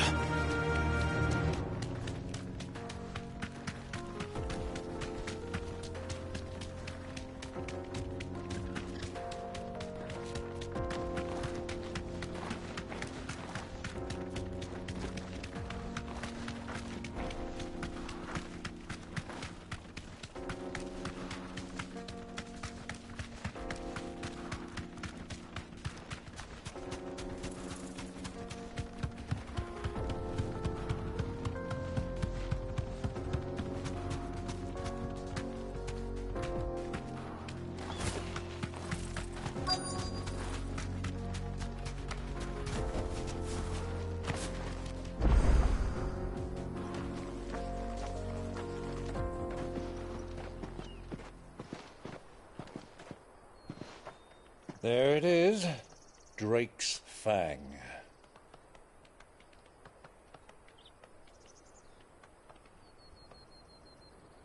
Kupka will be hiding inside. Along with goodness knows how many guards, all on highest alert. You'll need to keep your wits about you if you're to reach him. So be careful. I will, Uncle.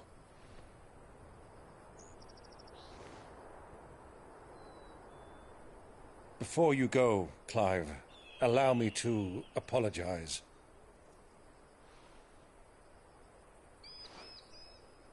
After what befell at Phoenix Gate and the crisis that followed in its wake, I fled. I retreated to my counting house and danced attendance upon the vicereine in the hope it would bring me favor. I betrayed my nation to save my skin, like the coward I am. And I'm sorry. Uncle, please. It's not too late, Clive. Rosaria is yours by right, and there are those that would help you to take it back. Had I the courage of my brother, I might already have done so. But that ship has sailed. You, however... No. Forgive me, but I cannot. I fight to build a new world now. A better world. Where men can live and die on their own terms. I was raised in a nation that strove to improve the plight of bearers.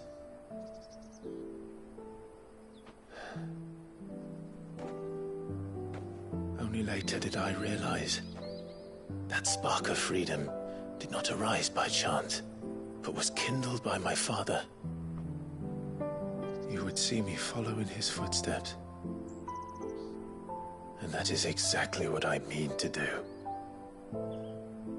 Not by ruling Rosaria, but by extending his ideals to the whole of the twins. Though every soul in the realm may judge my actions heresy, I am certain my cause is just. You really are just like him, you know?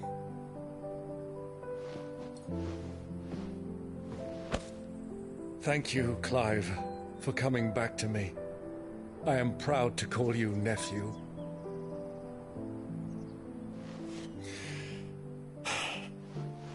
Well then, this is where we must part ways. Wish me luck in convincing my Canvarian friend to share his considerable talents.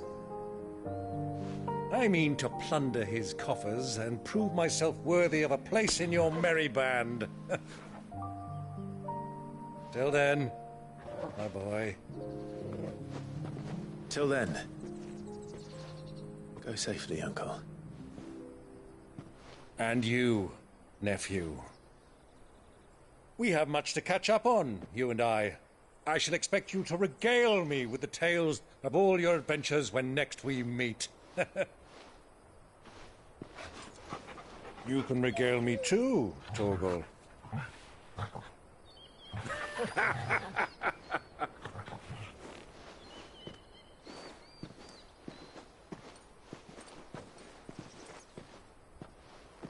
I'm coming for you, Kupka.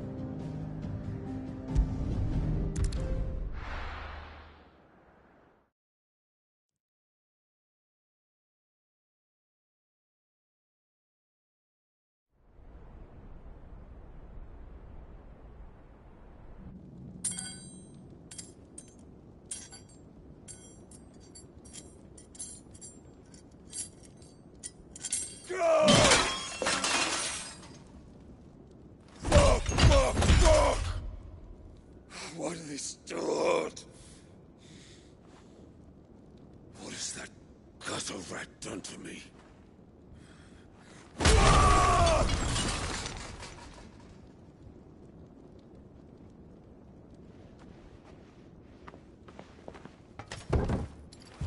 Out of my sight, witch!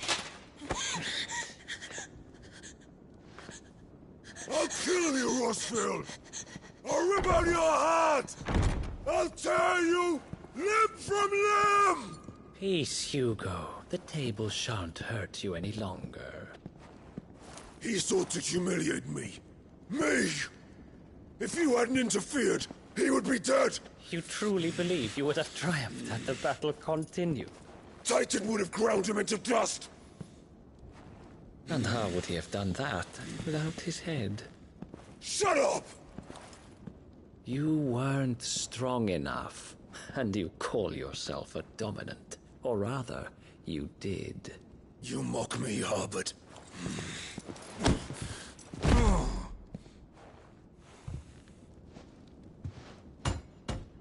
Do you see, Hugo? You are weak. Fuck!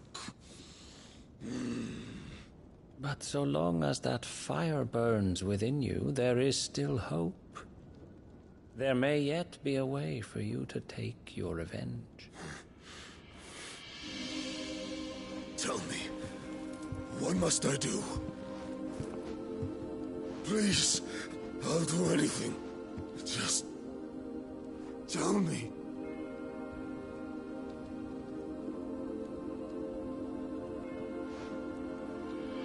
The heart. What of it? A Mother Crystal's heart is the most concentrated source of ether in all creation. Perhaps you could take advantage of that. Of course, the crystal would not yield her blessing to any ordinary man. But then, you are no ordinary man, are you, Hugo?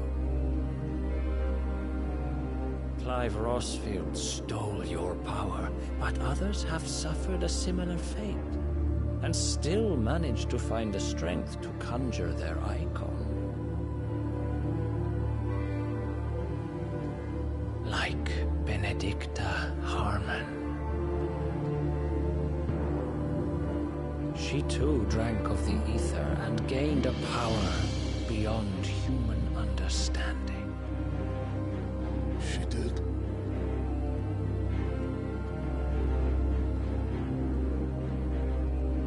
Benedicta.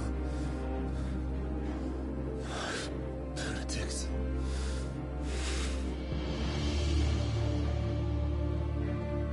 I'll do it. My love. I'll avenge you.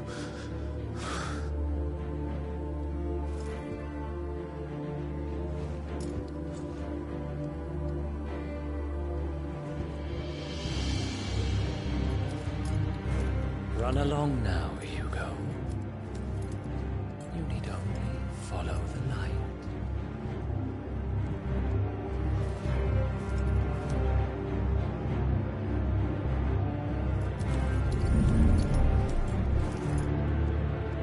Muthos is here.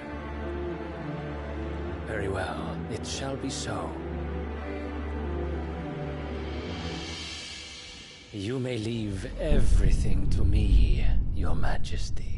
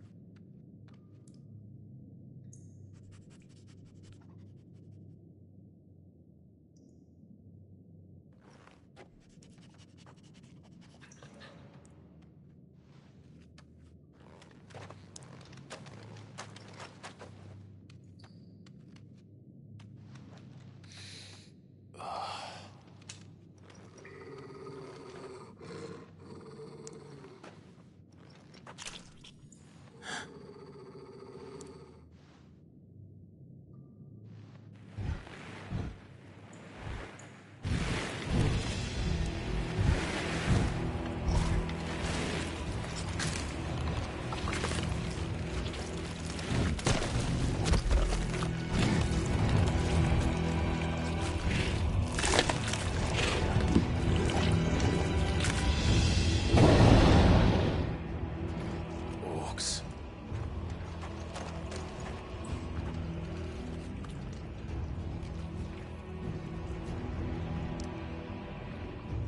Did the Royalists bring them from Ash?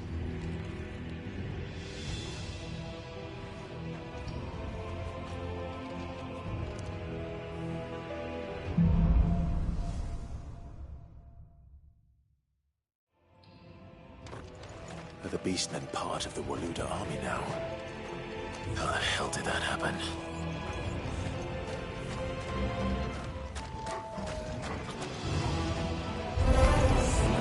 They've spotted us.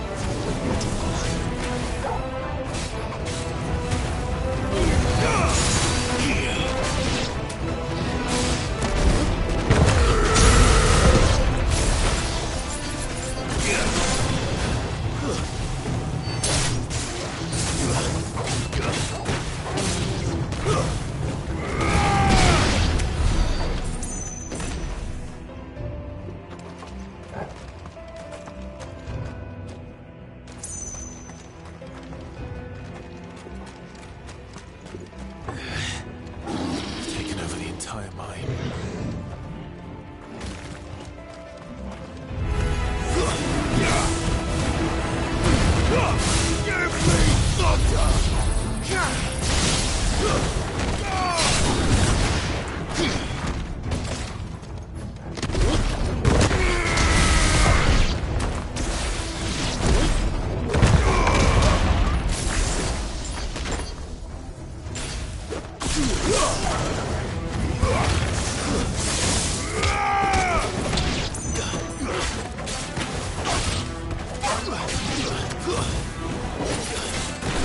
Get him!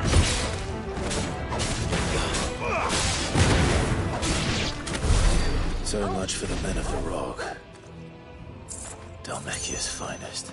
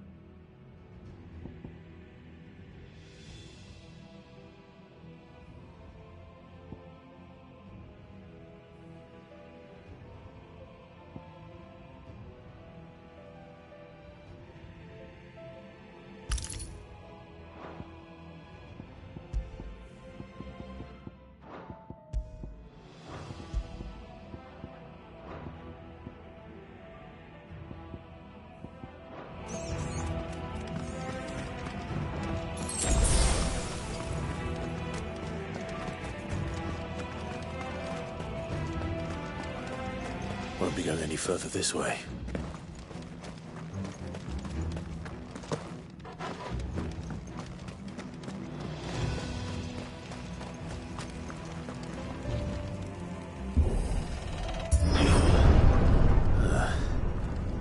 Stairs. This must be the way out.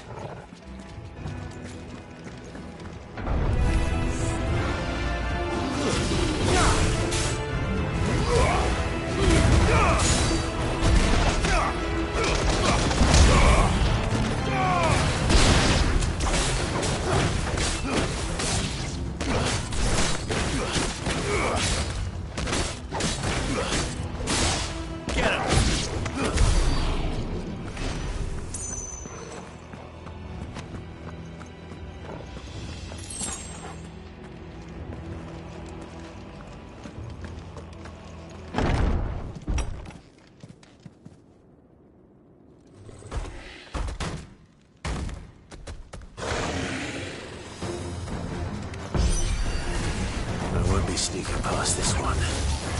How did it get in here? Let's try.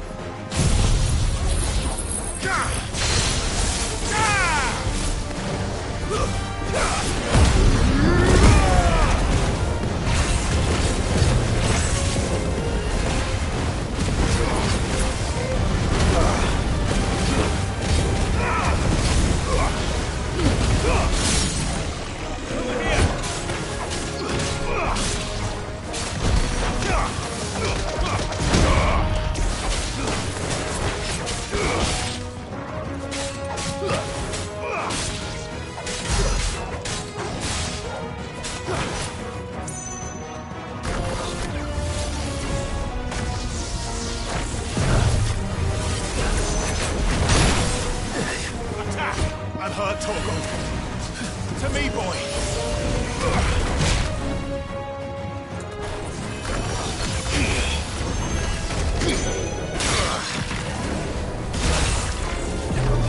Needed that. Let's try.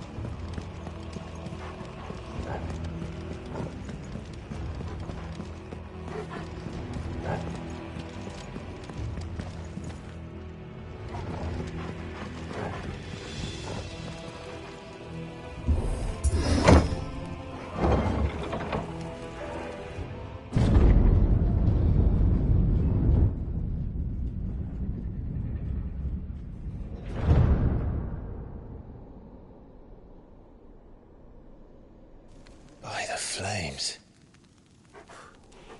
Come on, Torgal.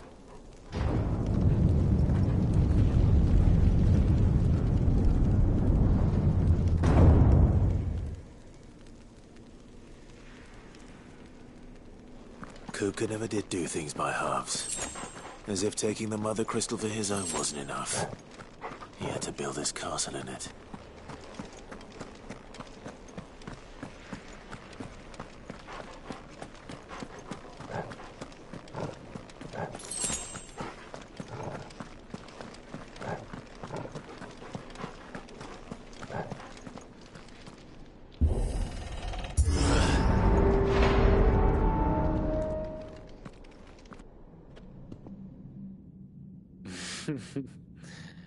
Let the trial begin.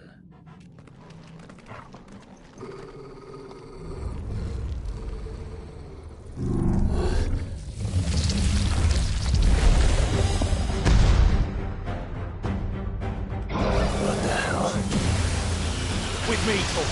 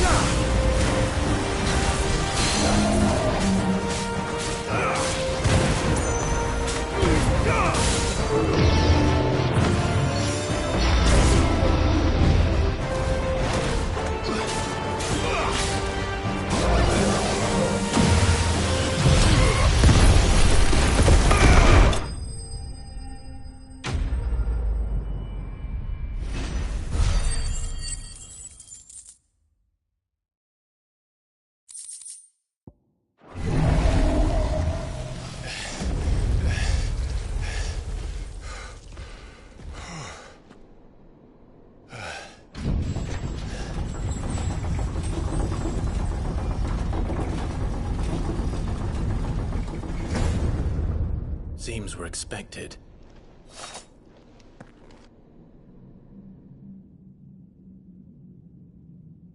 So this is the power of Muthos.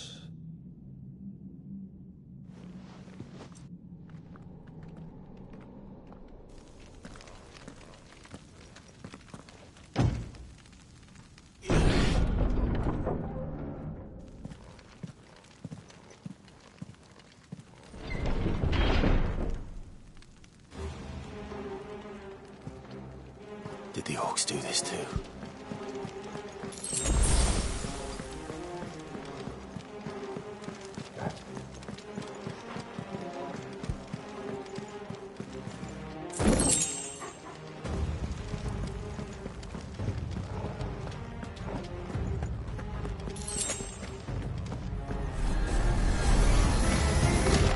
More of them.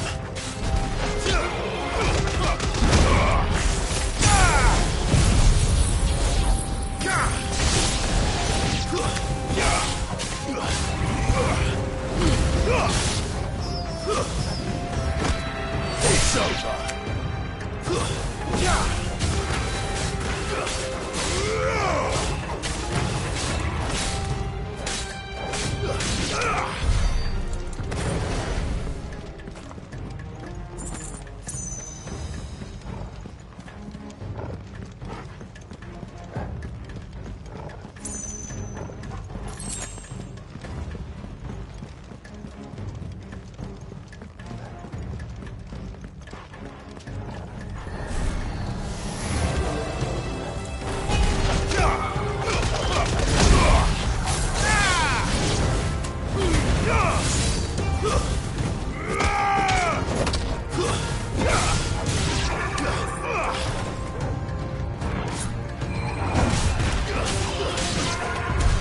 What the hell is going on?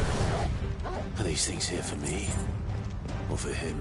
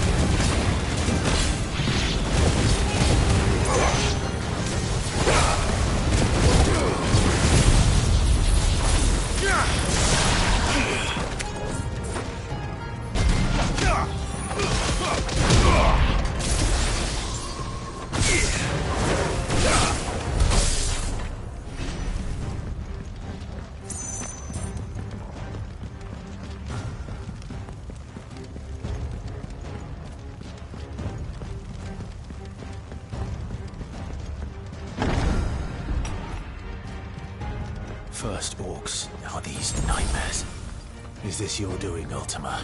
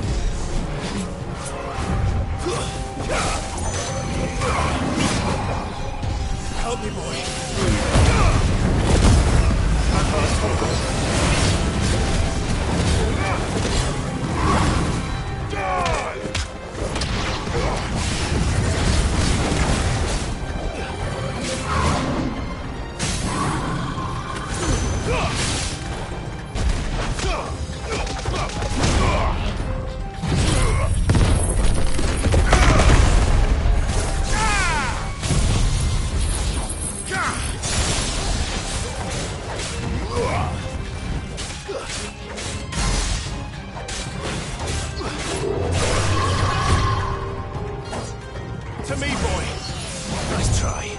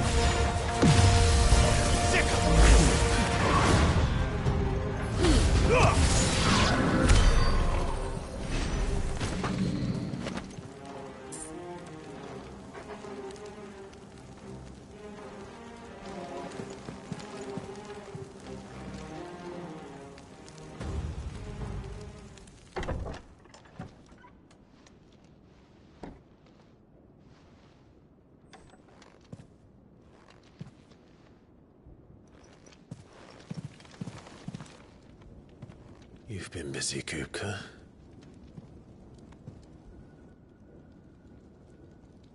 But where did you go?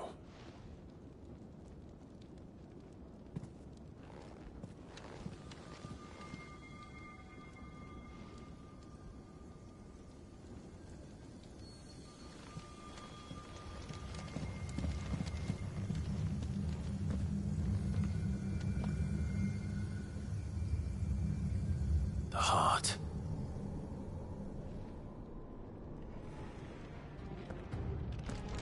He's in the sanctuary. I can feel it. Come on, Toggle.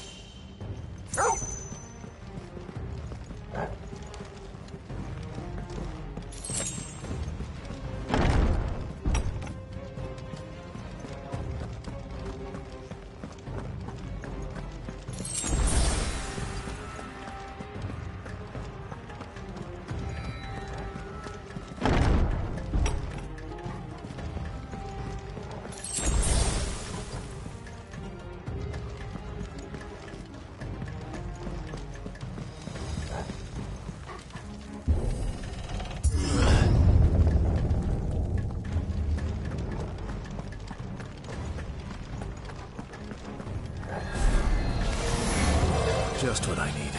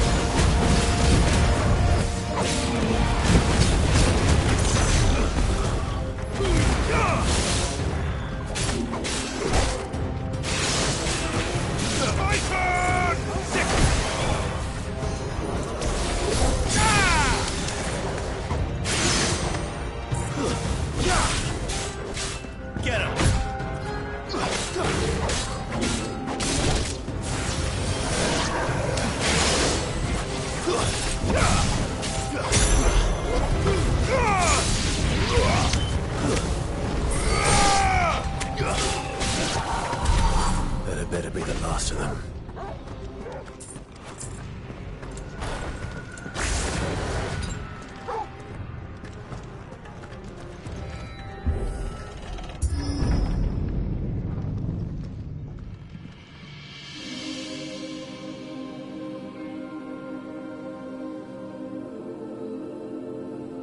Benedicta, my everything. I've missed you so much.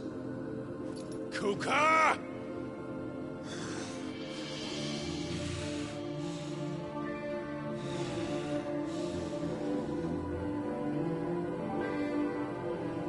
swear to you, my love, we will never be parted again. What's wrong with him?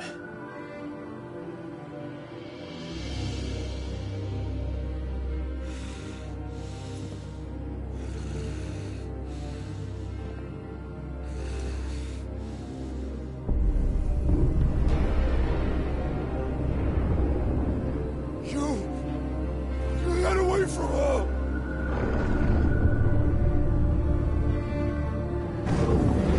Benedicta!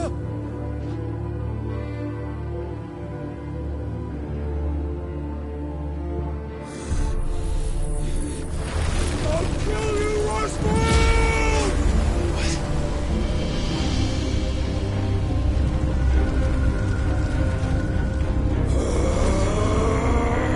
Oh shit, he's priming.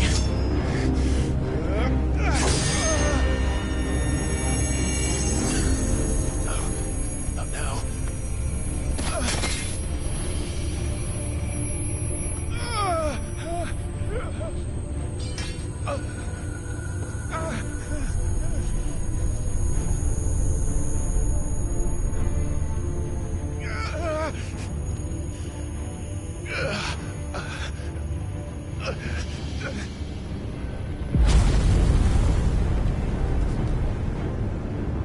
Come on.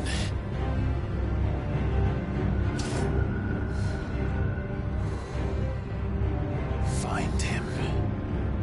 You've done this before. You can do it again. Let the flames burn within you. No. Let them burn without. Come to me, Ifrit!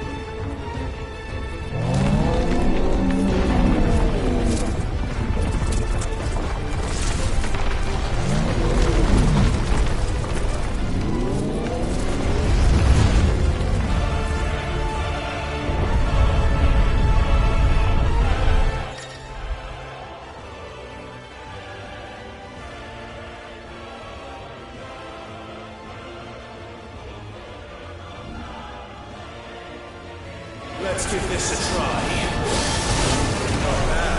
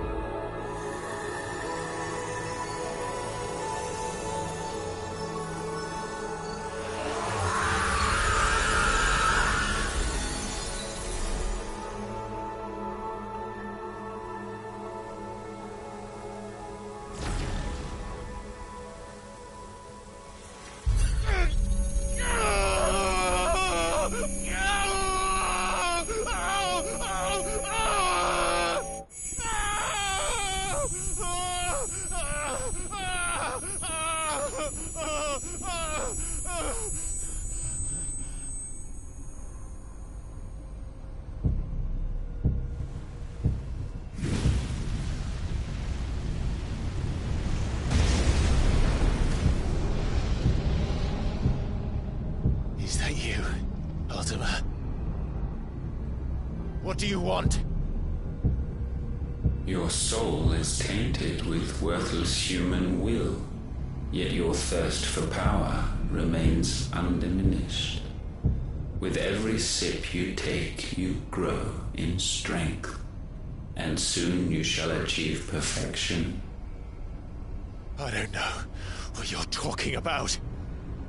You will accept us, Mythos. It is inevitable. You were created for this purpose, and you shall serve it. Never!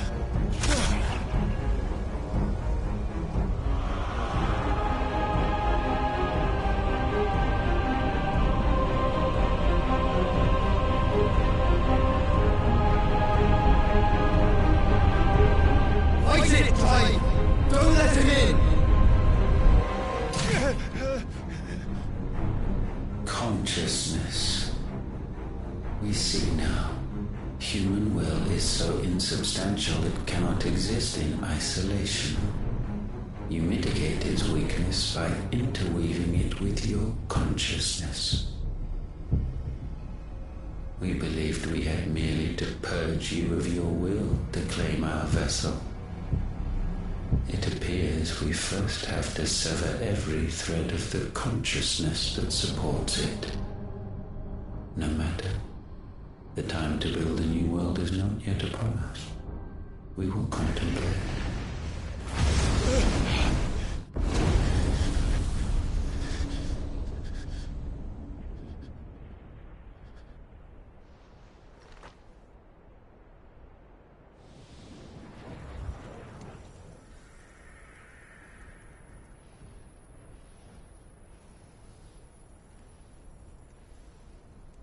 Thank you, Joshua.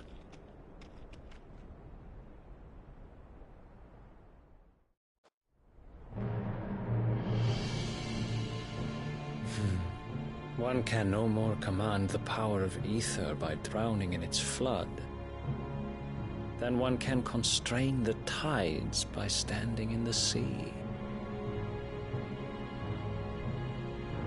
I had thought Hugo wiser than this, but it seems his head was full of rocks after all. Titan was strong. Your Majesty. But Mythos is stronger. For 5 years, that man lived only for revenge. Clinging fast to a fiction, even as it swept him into the abyss.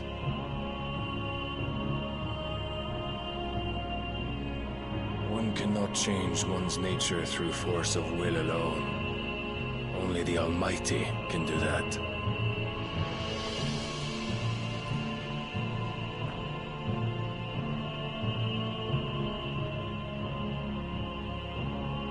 Hugo Kupka, the man who gave his life for a woman's head. A fool like all the rest.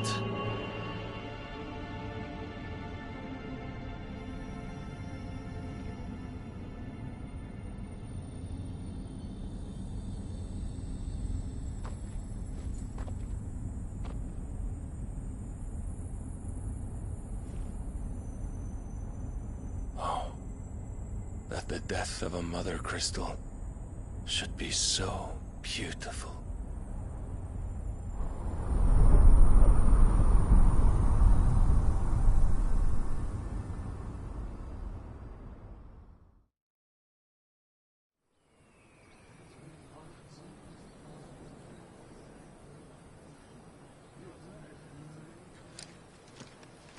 Some medicine, my lord?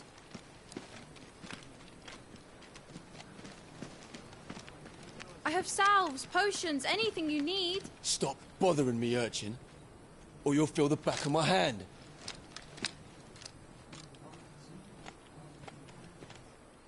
You must consider your health, my prince. If a show of force is needed to keep the Dalmex at bay, you may trust in your dragoons.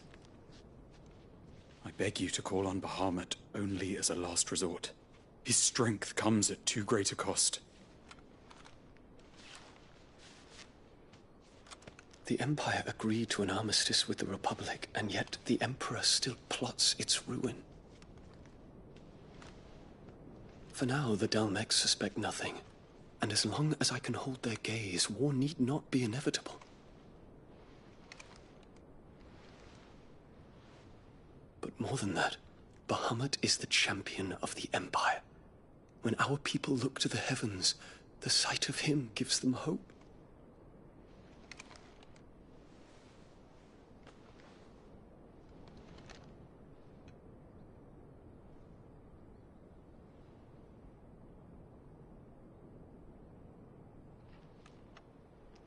Forgive me, Terence.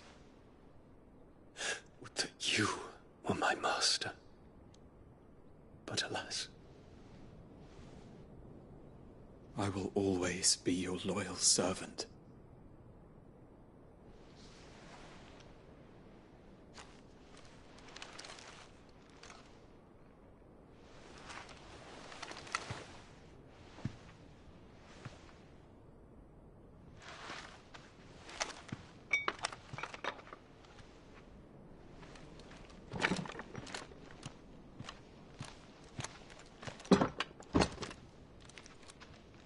Should the Council's brazen maneuvering prompt the Republic to tear up their own treaty and launch a new assault, our soldiers would advance to meet them, cutting across the Central Isles, but not in time to prevent their forces from breaching the southern defenses and storming Twinside. And so the capital would become a battlefield. Thousands of innocents would die. I cannot allow that to happen. There is one small mercy, at least. You will not be forced to do battle with Titan.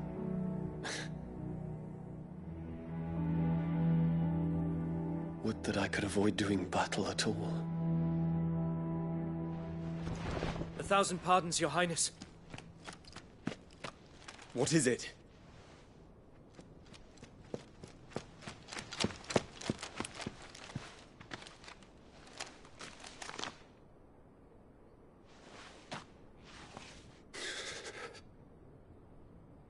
Olivier has been made Emperor.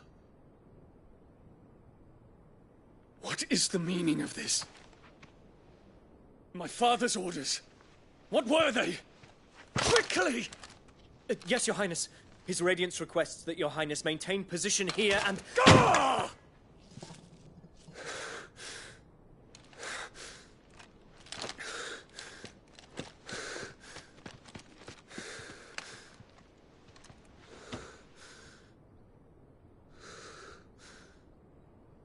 Terence. Yes, my prince. I must go to the palace. I'll ready your steed.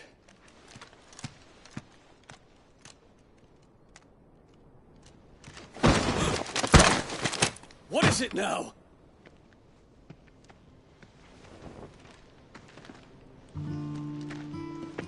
Forgive the intrusion, Your Highness. I know you. At ease. We stand in the presence of the Phoenix. You wouldn't want to get your fingers burned. I hope I'm not interrupting. Not at all.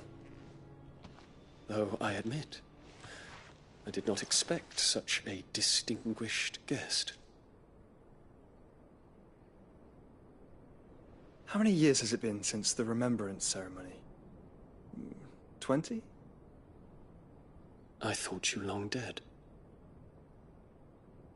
Do I address a ghost? Many have told me that I look like one. But no. I'm alive. Just. Prince Dion of the House Lesage, I have a tale to tell you.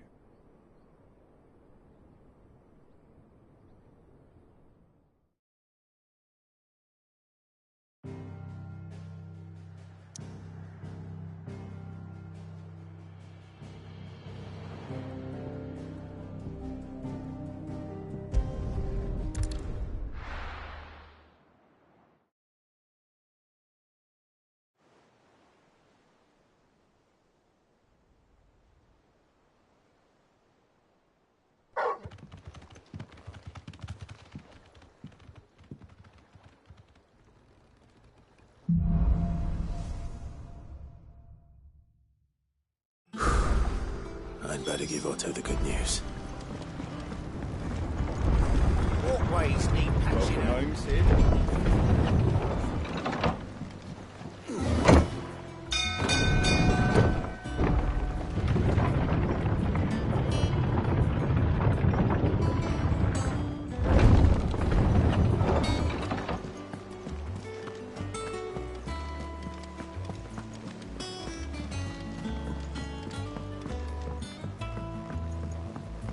We're seeing troops amassing at every border.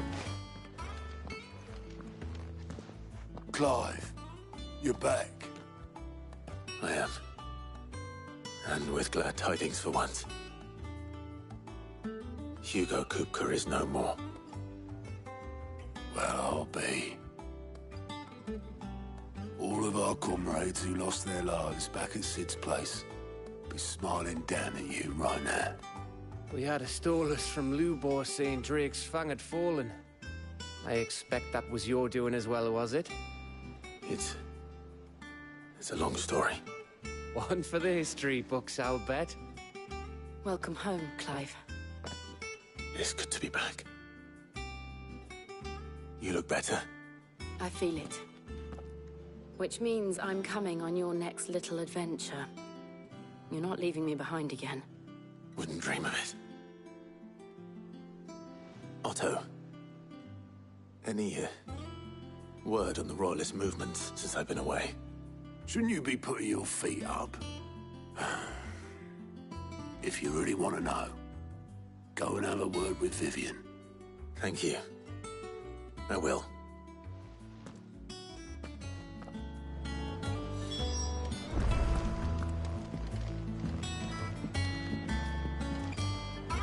Ah, the conquering hero returns.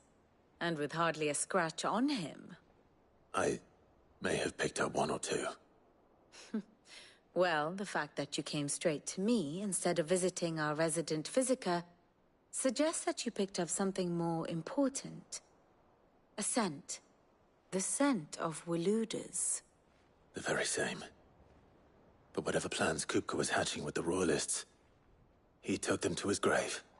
As did his men. Slaughtered by the orcs who'd taken over the Fang. Orcs, Vivian. I've never seen such creatures in Storm before. The Waludas must have ferried them over from Ash, but why? Why work to rescue Kupka only to invade his home, the mother crystal of an allied nation, and let both fall? It makes no sense. Do you know the tale of the blind men and the Adamantus? One can often be led astray by focusing too closely on individual details. One must instead see the bigger picture. And what bigger picture is there than my map?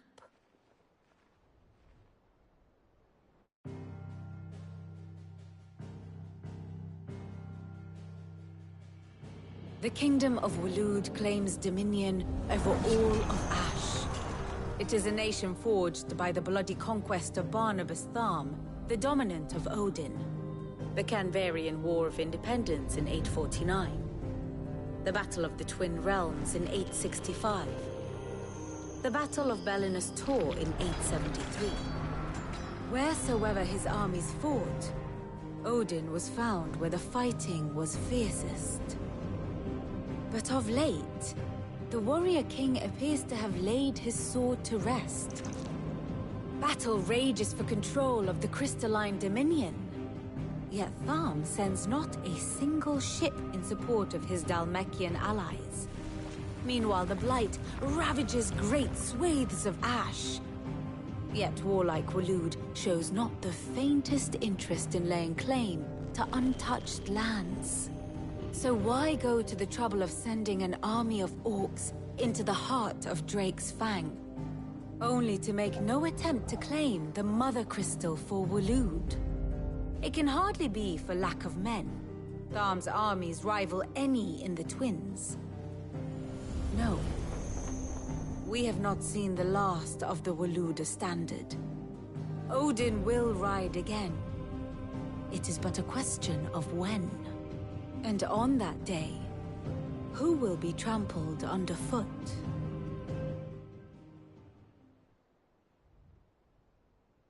In summary, I know not to what end the Royalists betrayed Kupka. I know only that it is part of some broader scheme.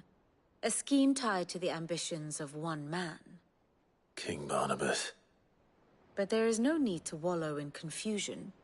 If one is to cure a sickness, one must first identify the symptoms.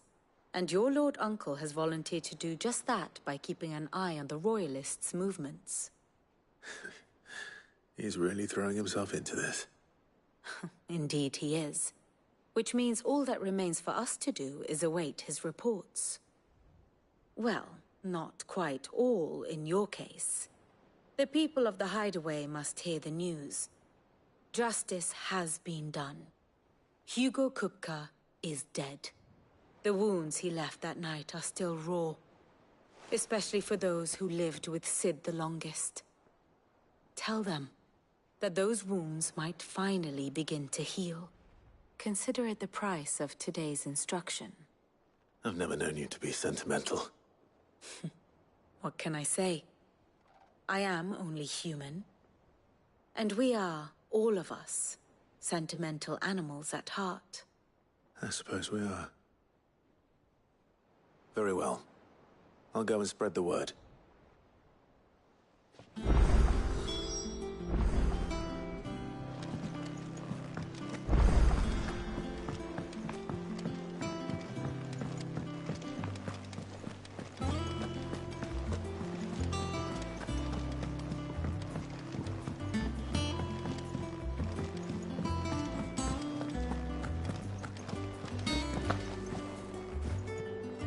Well, someone looks pleased with himself.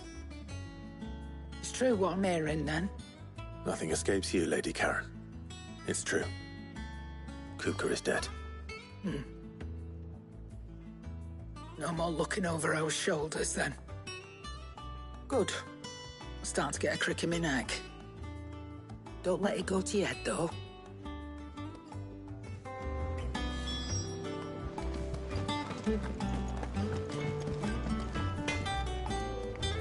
Blackthorn, do you have a moment? What is it? I'm busy.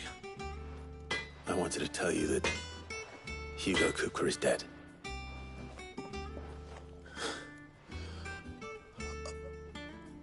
I can't tell you how long I've been waiting to hear those words. This is it then. A new beginning under a new Sid. I'll try to live up to the name.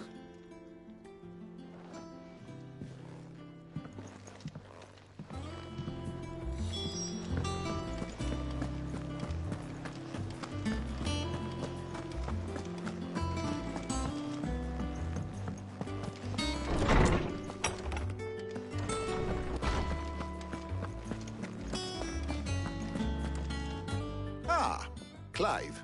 Have you come seeking the gift of knowledge? No. To share mine, actually. Hugo Kupka is dead. Oh, my. Can it really be true? Look, he's crying. He is. The big baby. And with good reason, children. These are tears of joy. We must offer up a prayer to your parents that the heavens might weep with us. There shall be no lessons today, only thanksgiving and merrymaking. Go, put away your things. All right.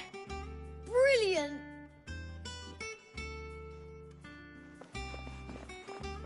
Finally, a new dawn has broken. It has. Thank you, Clive. I cannot wait to share the good news. Hippocrates. After Kupka fell, Ultima came to me. I need to know what he is. Have you learned anything? Alas, no. And not for want of trying. I have scoured nigh every historical tome in our collection and found nothing. Not even the sort of conspicuous absence that might suggest a concealment of fact. One is almost tempted to conclude that such a creature never existed. But I saw him. With my own eyes. I don't doubt that you did. Alas, it seems you are the only one who has. To others, he reveals naught. We see only that which he leaves in his wake, like some terrible force of nature beyond the ken of mortal man. A bringer of death. Whether the Ultima you met with was the being itself, or merely another projection of its power, I know not. But until I do, my investigations shall continue. Thank you. It means a lot. Right. Let's see if Otto has anything else for me.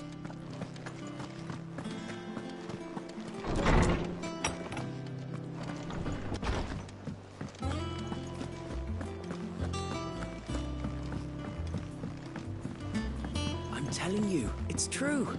I heard it from Otto's own lips. Hugo Kupka is dead. Oh, what a relief.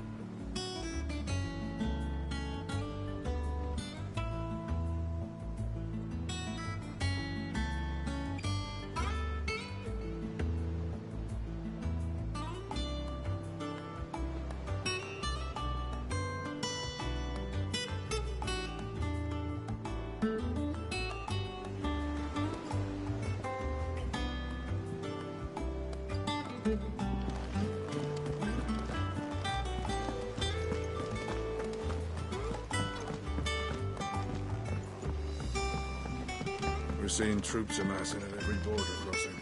You barely sat down since you came home. Vivian got you running errands or something? Just spreading the word.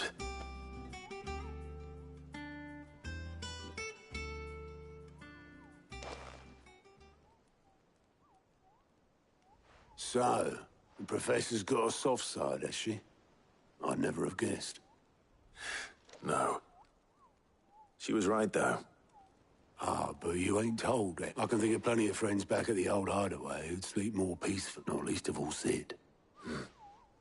Well, when you do, be sure to take Mid with you. She's been going at it hammer and tong down in that workshop of hers, trying to do her father proud. I can't remember the last time she visited the old sod's grave. Very well. I'll suggest it.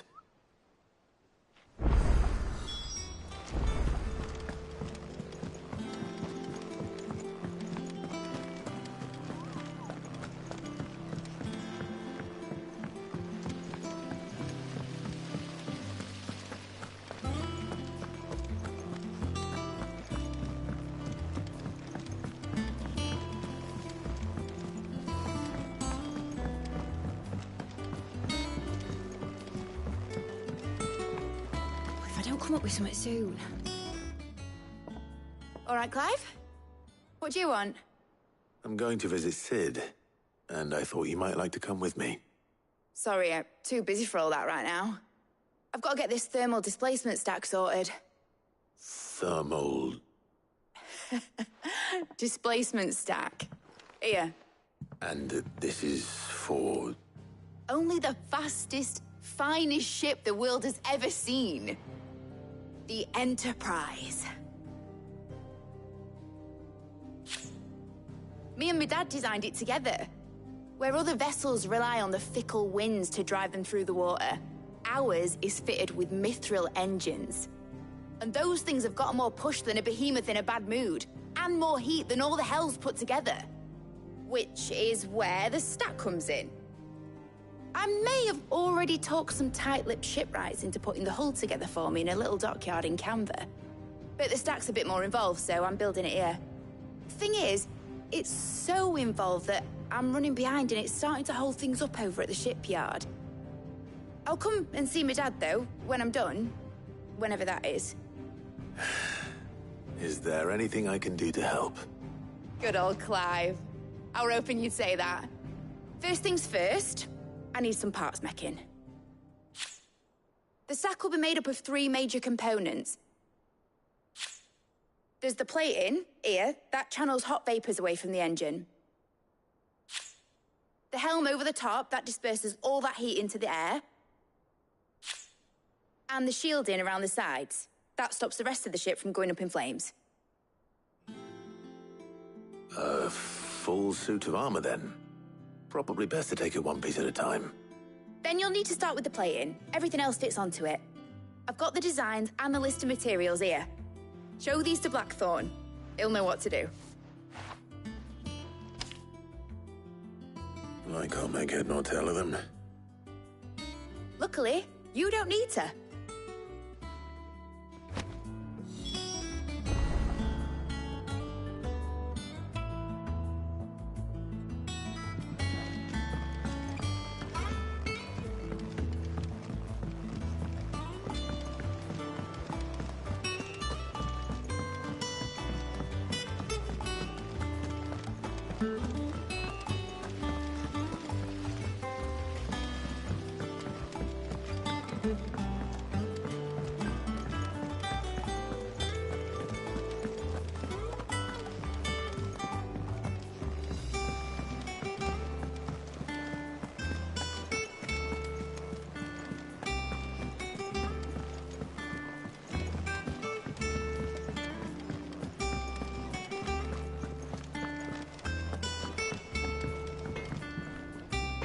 Blackthorn, can I ask a favor?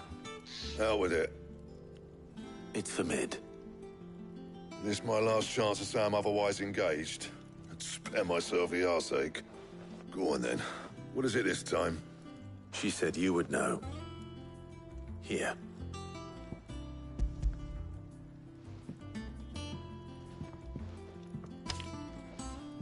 Krieger's teats. Well, I don't know what the hell you'd want this for, but I can make it. Won't be easy, though. And I'll need help. Get Gavin-Otto in here, will you? All right.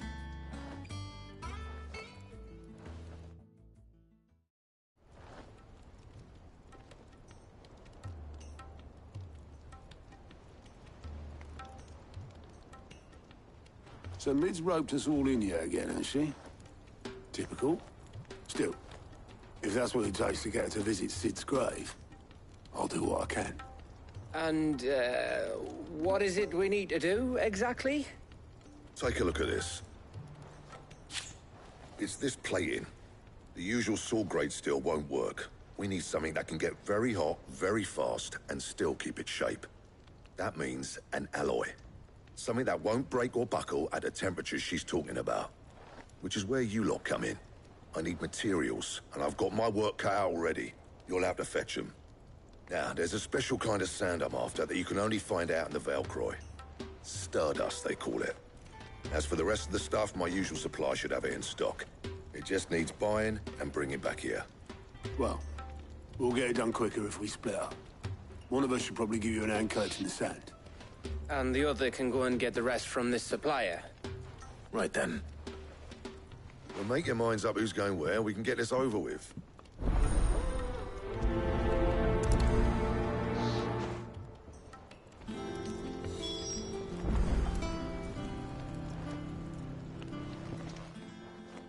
You going after the Stardust then, are you? Which one of these two lucky souls is going with you?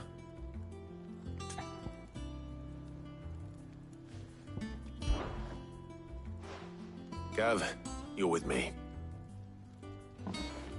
All right, then. So, where do we find this Stardust stuff?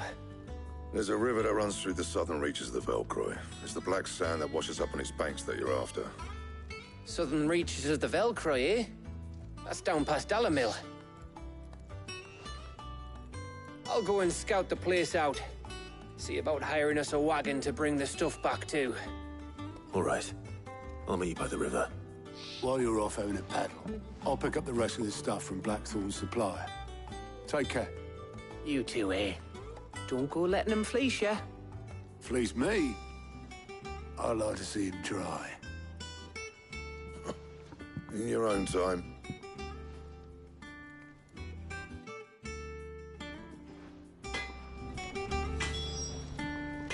Clive.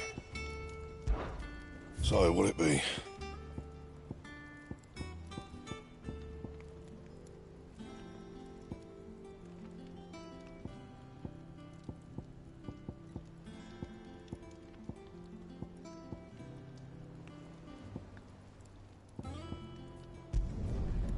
bad, if I do say so myself.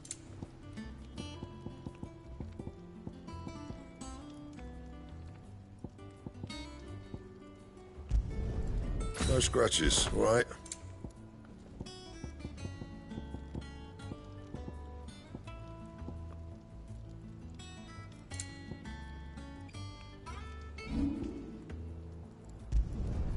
Yeah, that should do you. You can thank me later. And? He cracked the crystal too? You're joking.